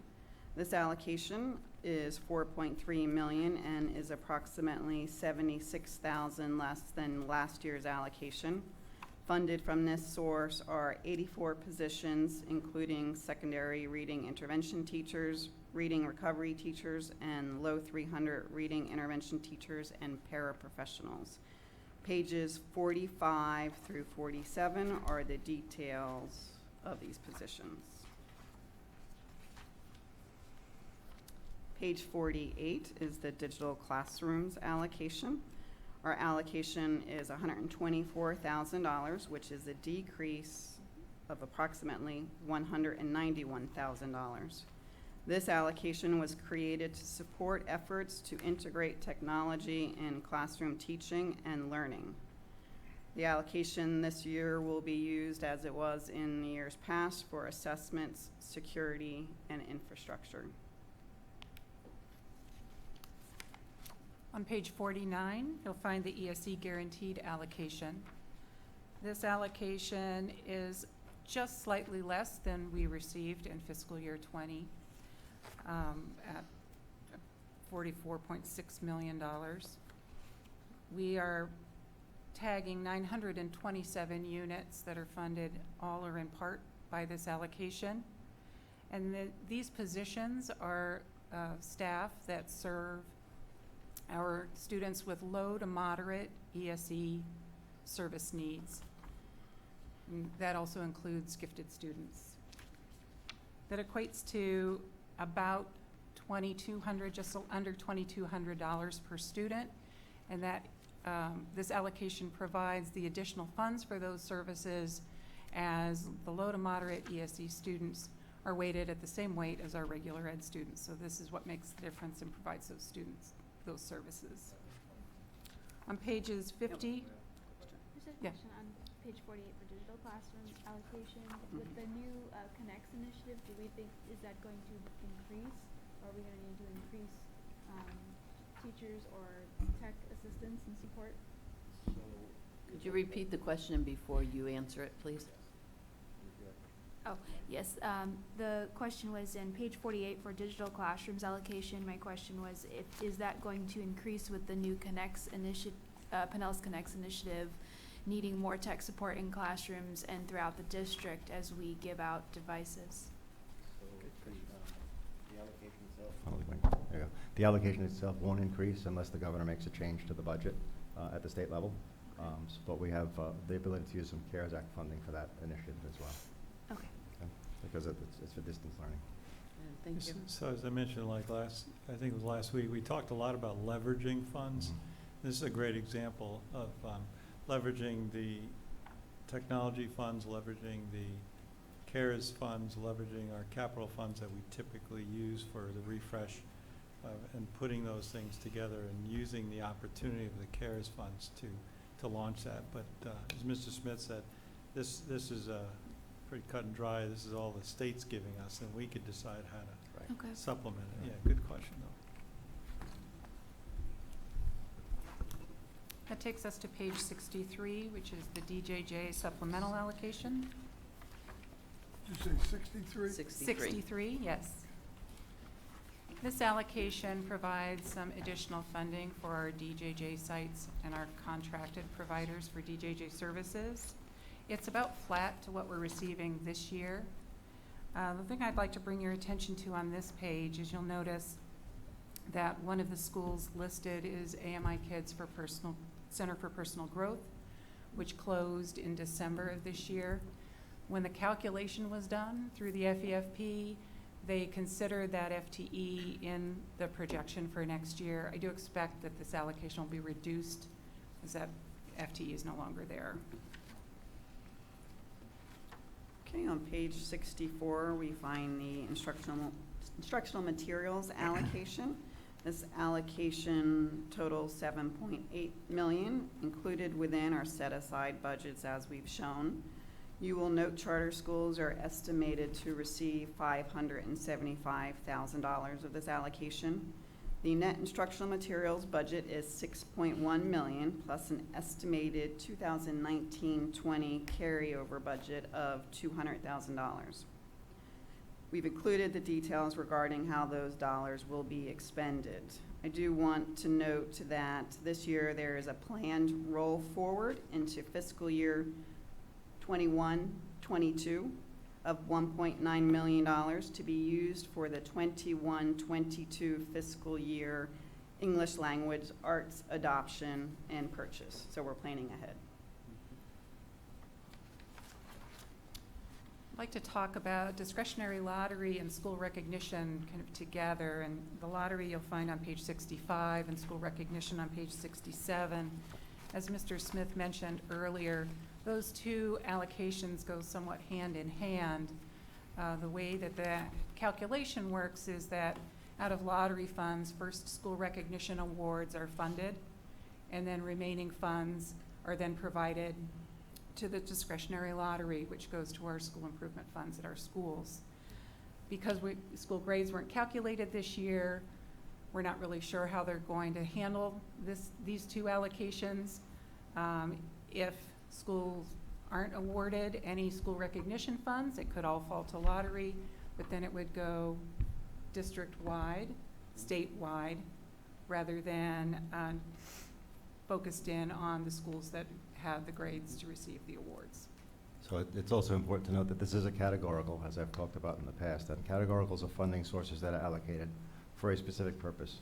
So in the event that they do nothing with this funding source, there's a possibility that this will have to be either returned to the state or carried forward into the next year when grades are available, depending on what the state does.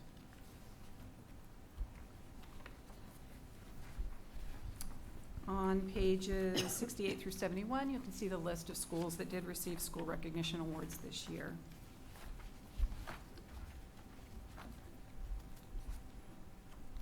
Page 72 is our Safe Schools allocation.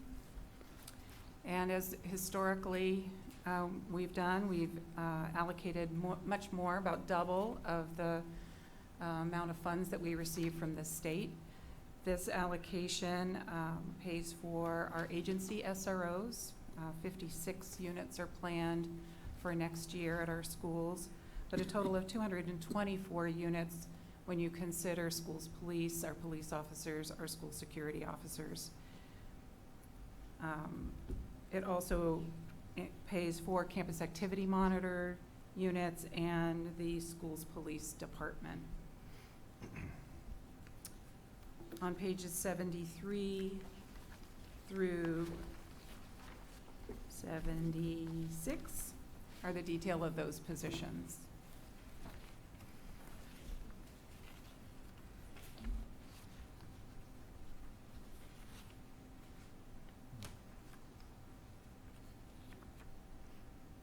So page 77 brings us to a referendum supplement projection, which is a glimmer of good news. Because of that 6.8% tax roll increase, it's going up by $507 once again this year, which will then bring our teachers' starting salary to $45,507, lessening the gap between the $45,500 and the $47,500 we have to go to. So that's good. So hopefully that trend continues. The very next section is charter school projections. And this is basically our enrollment in charter schools, what we're projecting to have. We have a new charter school this year at North Star Academy, which is an increase of roughly 300 FTE.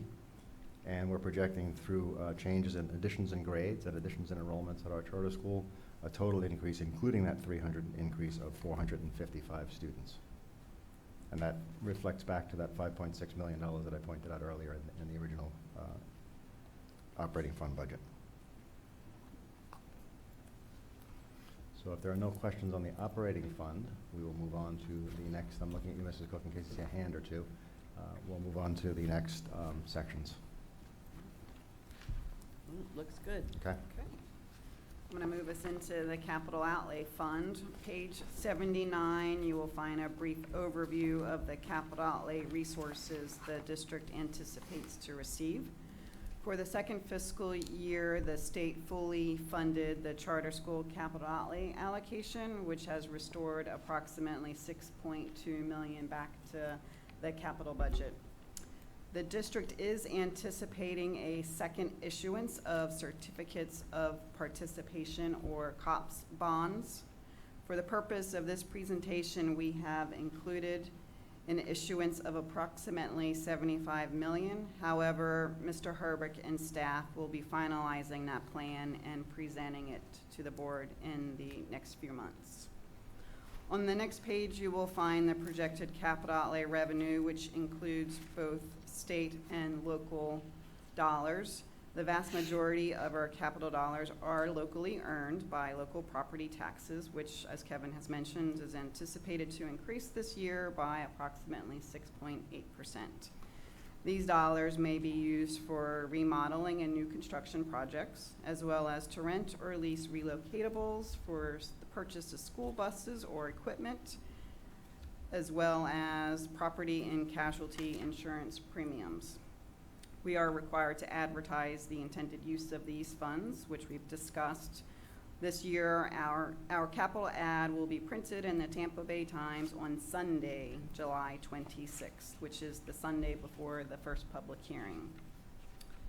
And as we previously mentioned, we anticipate issuing a second COPS bond of approximately $75 million later in fiscal year 2021. However, in the event the district does not pursue this financing, our capital outlay revenue will reduce by $75 million. Pages 81 through 84, you will find the proposed 5-year capital outlay plan, which is fairly consistent with the years past. This document will be brought to the board for approval on September 8th, 2020. Pages 85 through 89 provides detail by school regarding the district's minor capital projects, which totals $36 million. And then a leap forward to page 90, you'll find pages 90 through 97 is the district's plan regarding the district technology refresh plan by school again. And that is the capital fund, if there's no questions. That brings us to the next section, which is the debt service funds, and that's the funding source from which we pay our outstanding long-term debt, mainly our bonds. We have a State Board of Education Series 2010A bond issue that was issued back in, I think, 2000, if I'm not mistaken. It was issued by the state on our behalf, and that will be paid off in this fiscal year. We're on page 98, I'm sorry. That bonding will be paid off in this fiscal year, leaving the only outstanding bond debt we have is our recently issued COPS bonding. And the current balance on that is about $53.9 million.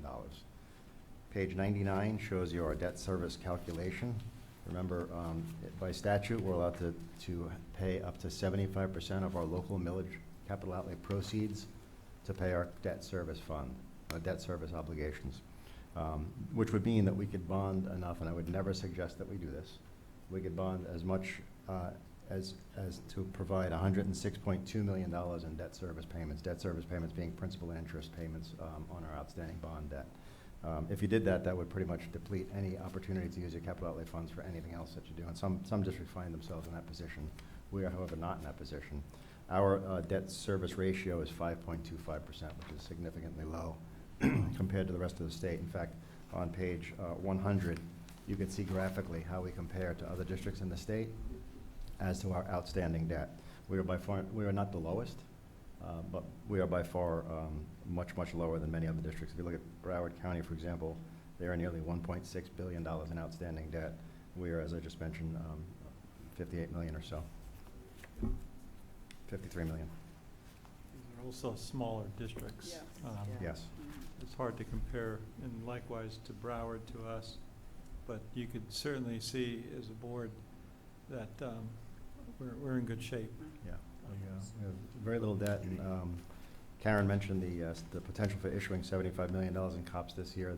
The market is very favorable right now. I saw a district, I think it was Pasco County, recently got an interest rate of roughly 1.6 or 1.7% on their long-term debt. So market conditions are good. I expect they'll probably remain so for at least a little while longer. So, Yeah, so Polk County is about the same size as us, perhaps a little bit larger. You can see their Yep. debt. Pasco County is smaller, and you can see their debt, but they're a growing district, so Correct. it's the only way they can continue to build. Right.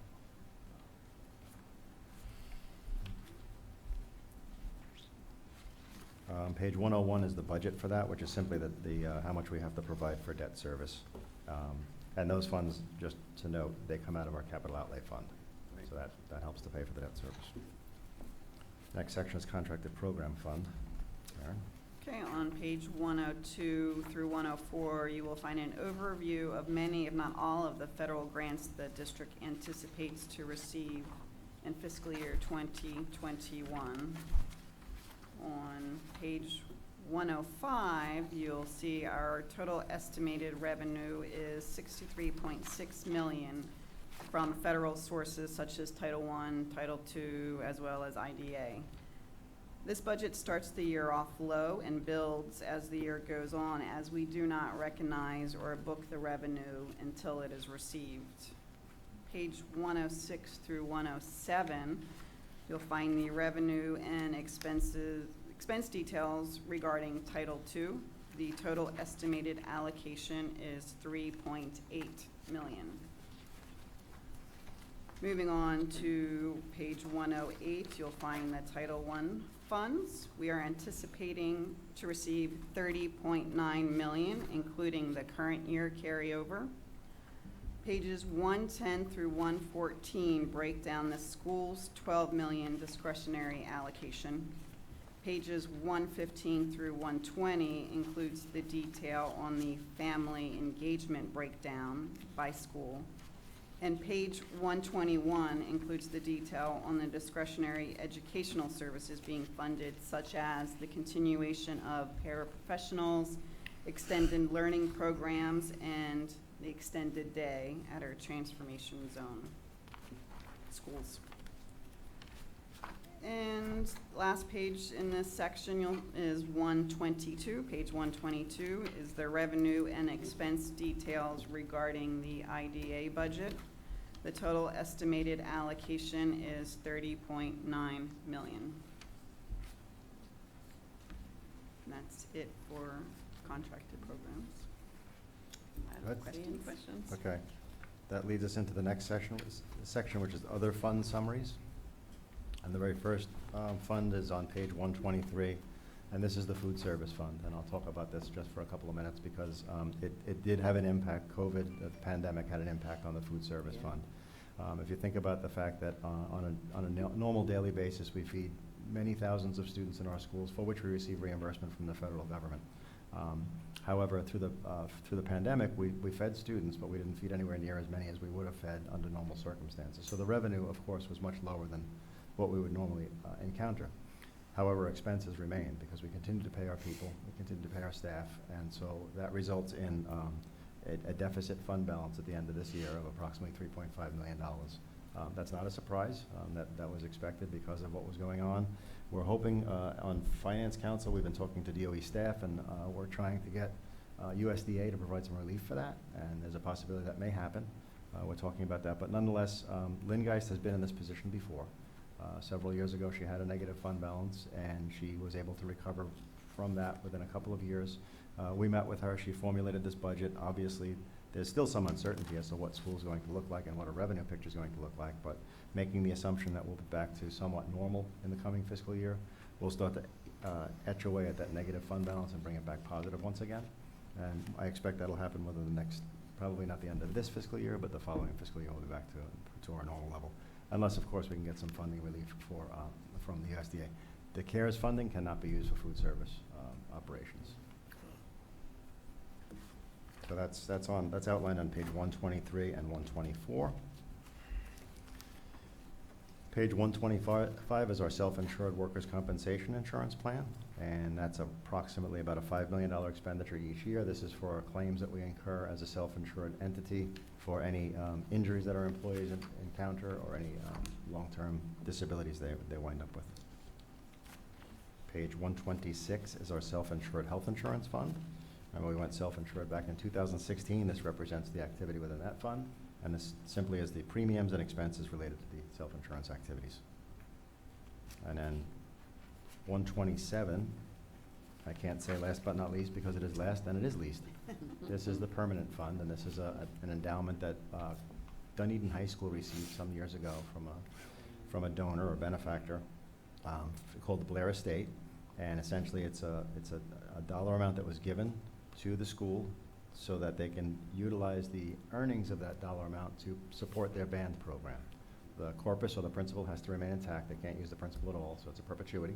And the earnings that we earn each year go back to the school and help to support the band program. Oftentimes what they'll do is they will allow us to carry the money forward that is earned and accumulate money over the course of several years and use that money to pay for the trip that they take to Scotland every couple of years. Or they'll buy new band uniforms or things like that. So it's an endowment. It's known as a permanent fund because it's just that. It's permanent, and it'll remain at that dollar amount forever. Okay. If there are no questions, or if there are questions, I will be happy to entertain them. Are there any questions or comments? Okay, I'm not seeing any come in, so thank you. You're welcome. I think there were a lot of categories that were going down rather than up, but. Well, yeah, but I mean, the good thing is the teacher salary allocation, to raise that starting teacher salary. That's important. You know, Yeah.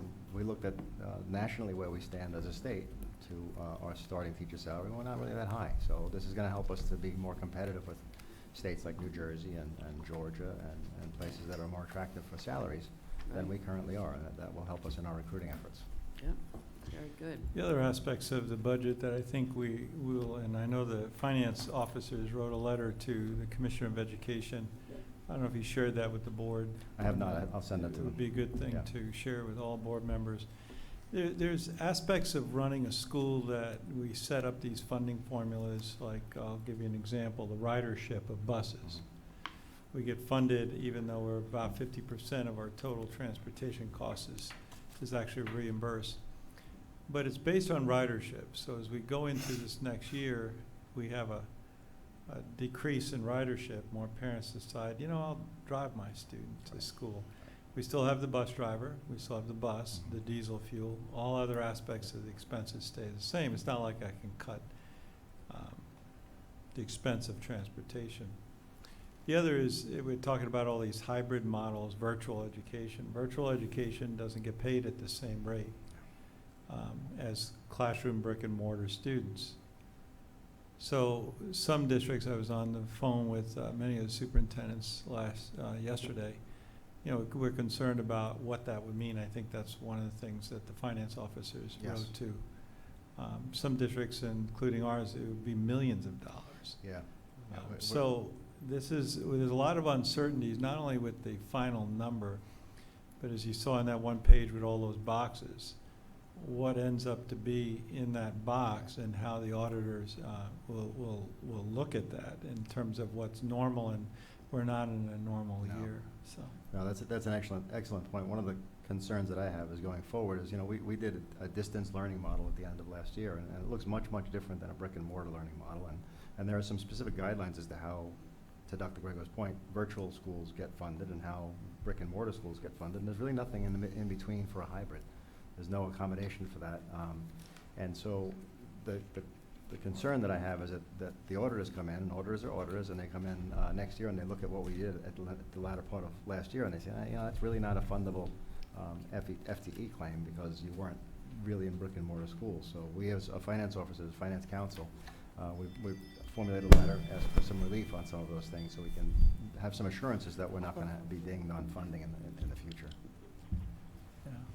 Please share that letter, because I thought it was I a will. well-written letter I will. to the board. And we'll continue to provide the board updates in terms of any other, what we'll call anomalies, as we move forward with the funding formulas in terms of how it actually pans out.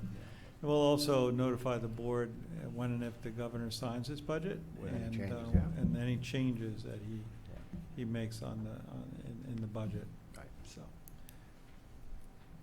you've done a great job with uncertain times, but as you saw, board members, there are a lot of things that we do know too. I know I'm saying there's some things we don't, but there's a lot of things we do know in terms of this. So I want to thank. I know that this started when I first started here, that we established this notebook and the progress that we're making in terms of really briefing the board early on, not waiting for that first hearing first public hearing in July. So I think that we can digest this as a lot of information over the next month and be very prepared for the first hearing and still generate questions. Like our strategic plan, board members, we want to generate those questions over the next 4 to 6 weeks. So And nothing's rushed. If you have questions over the next several weeks, as Dr. Please Grego do. mentioned, please contact us. We'll be happy to meet with you or explain whatever you might have questions about. Okay, good, thank you. And thank you for all your hard work that goes into this. We appreciate it. Thank you. All right, our next item is leadership discussion. I just have one leadership discussion because I know we won't be gathering for a few weeks, and I know the board knows that we put out a survey this past week. It ended, I think, at midnight on Sunday or Monday morning, however you look at it.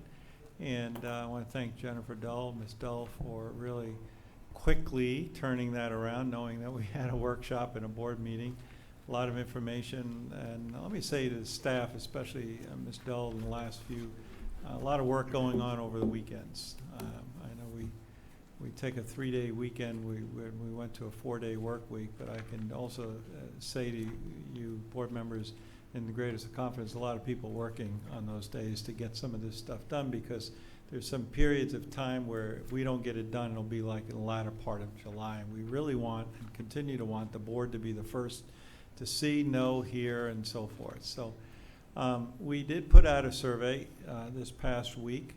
We are coupling this with how many focus groups, Dr. Corbett? 10 focus groups that will be taking place this, tomorrow and Thursday.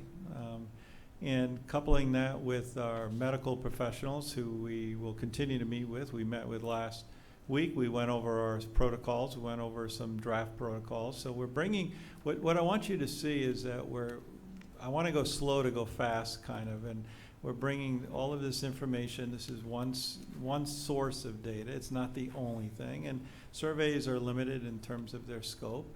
But then I also want to bounce that and share this information with our medical professionals, and then also get the results of 10 focus group meetings, which we're going to include students, by the way, also, and teachers and administrators, a wide, you could tell, 10 focus groups. We're trying to cover the basis. We're working collaboratively with our teachers union, the PCTA, and truly in PESPA and all and SEIU, so that we all are feeling comfortable. I know that some districts have kind of jumped out there, and there's nothing wrong with that, because I think we're learning from them, to be quite honest with you. But also, this is all uncharted territory for any district. So, and we're having weekly calls. In fact, I hate to say, our superintendent's meeting is taking place right now. I told them I would not be there, I'd be here, and they'll be fine. And so we're kind of pooling our information together, and so that we are collectively trying to solve problems. So with that, I want to dive into this. This is an executive summary of this. We are going to be digging deeper in terms of the responses. So, but I did want, I asked Jennifer to really work hard to get something, and so we could have some discussion today. Let me say, before I turn it over to Jennifer, a lot of surveys have been done throughout the state. I can say to you that our results are actually I don't want to say better, but they're in line with everybody else.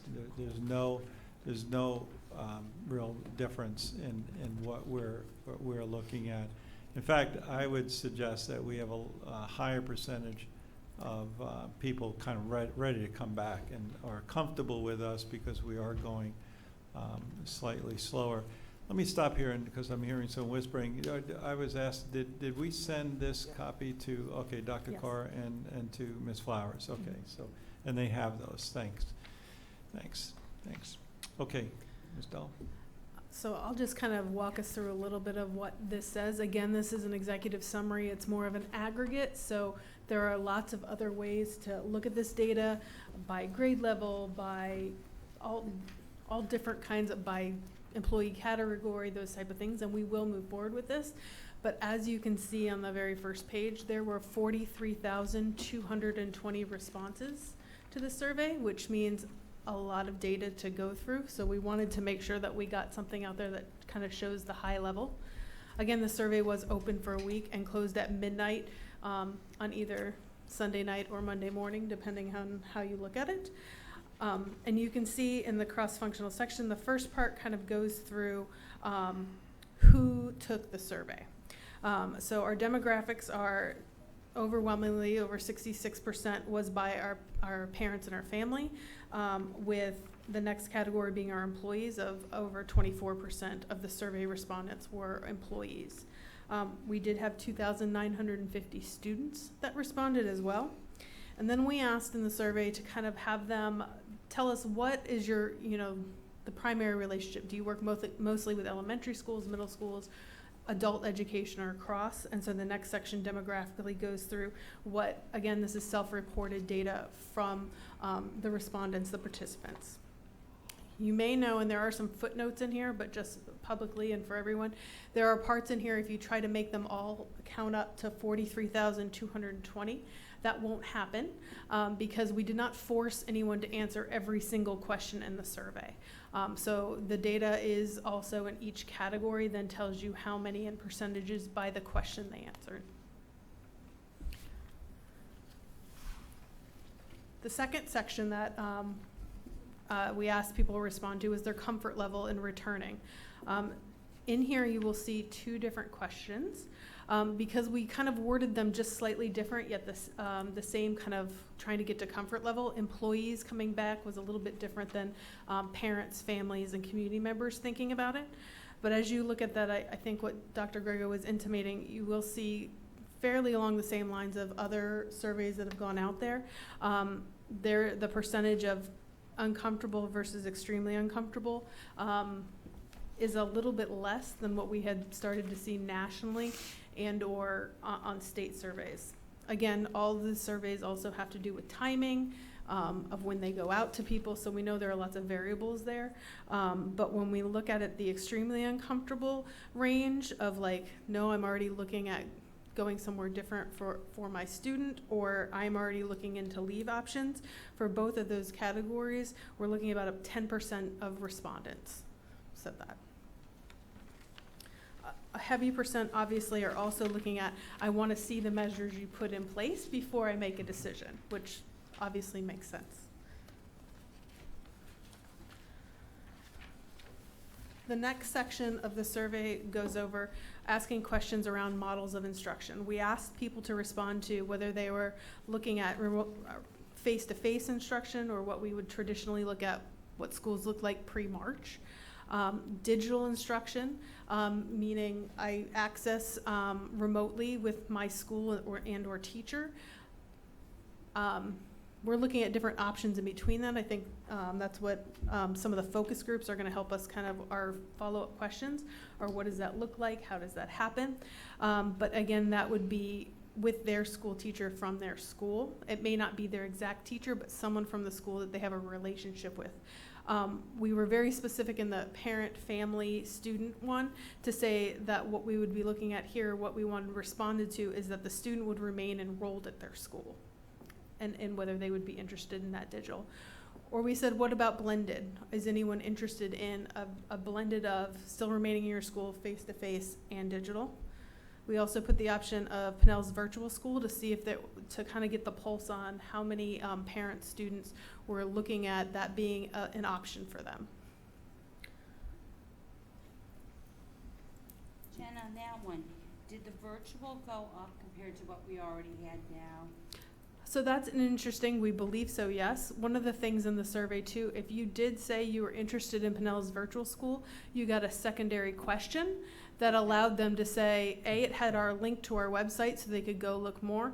And we also asked them if they wanted to, again, nothing was forced, for their name and their email address so that our Pinnell's virtual school could follow right up with families so that they could learn more if they weren't quite in there already.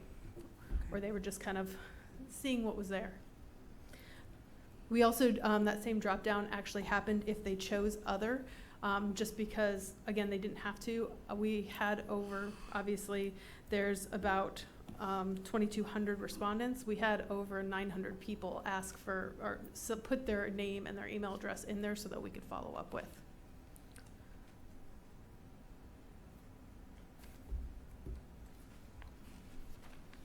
Any other questions? So, as you digest it, if you go on to the next page, we did ask a question around transportation. Transportation, the wording kind of stayed the same. Everyone got to respond to this because we didn't want employees who potentially rode the bus to not have the option of kind of talking through what they were feeling. Obviously, you can see in the category of not applicable as I do not use the bus. It was a heavy percentage. So those are just kind of helping our feelings and informing our questions that we will follow up with some of our feedback groups with. The last sections go into putting out the preventative measures that we're looking at potentially having in Pinellas County Schools in a return. It gave respondents on each of these for cleaning, and the categories were cleaning and sanitizing, self-screening and health supports, social distancing, and personal protective or equipment or PPE. Allowed people to respond to as many as they thought should be a priority, or they could choose all of the above, or none of the above, or other. So you can see the percentages of how in each one of these categories people responded. Obviously, with a lot of lines of data, we haven't been able to go through and code all of the others yet to see if there were other things that we wanted to bring forward, but that is what the team is working on in these days, as well as looking at different cuts of the data. So again, this is a district aggregate of kind of the results having closed a little over 24 hours ago, and we're working on really looking at the data in different ways to see if there are different patterns by whether an elementary school responds different than a high school, or whether different employee groups respond differently as well. So I would ask that the board take a look at this information, digest it, and we'll continue to provide you more detailed results of this by grade level, as Ms. Dull mentioned. Also want to say and emphasize that surveys are the variable that we can't control as a point in time that it's given.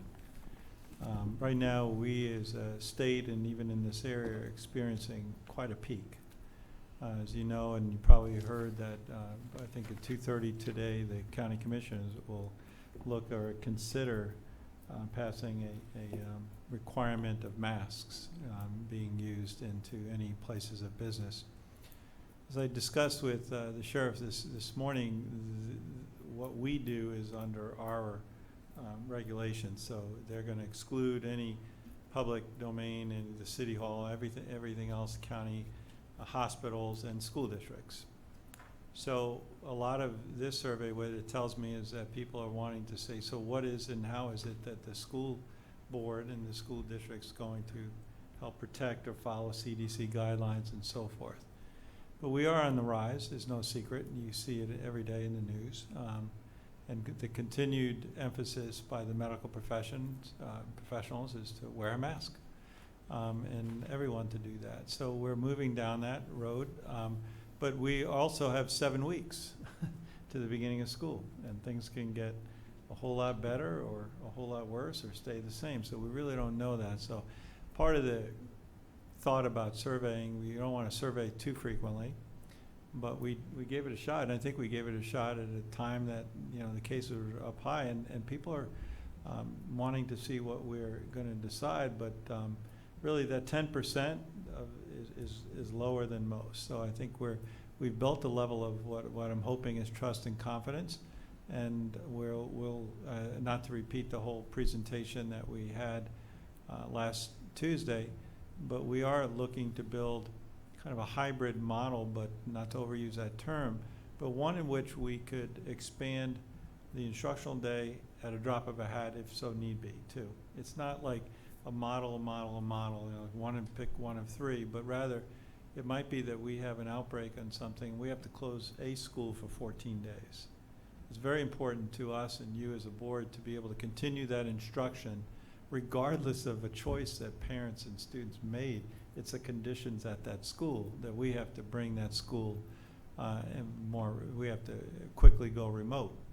Do we have the capacity for the instructional to continue instruction? That's going to be our requirement, our filter as we go on with that. So this is a very good response. We're going to, I really want to thank the community for responding. I mean, 40 some odd thousand people. I wish more students responded, to be quite honest with you, but parents are very engaged in that, and I'm curious to see. I'm going to venture to guess that maybe more elementary parents, but I don't know. We'll wait and see with that. So we have about 7 more weeks, but we'll stay with the same timeline we gave the board.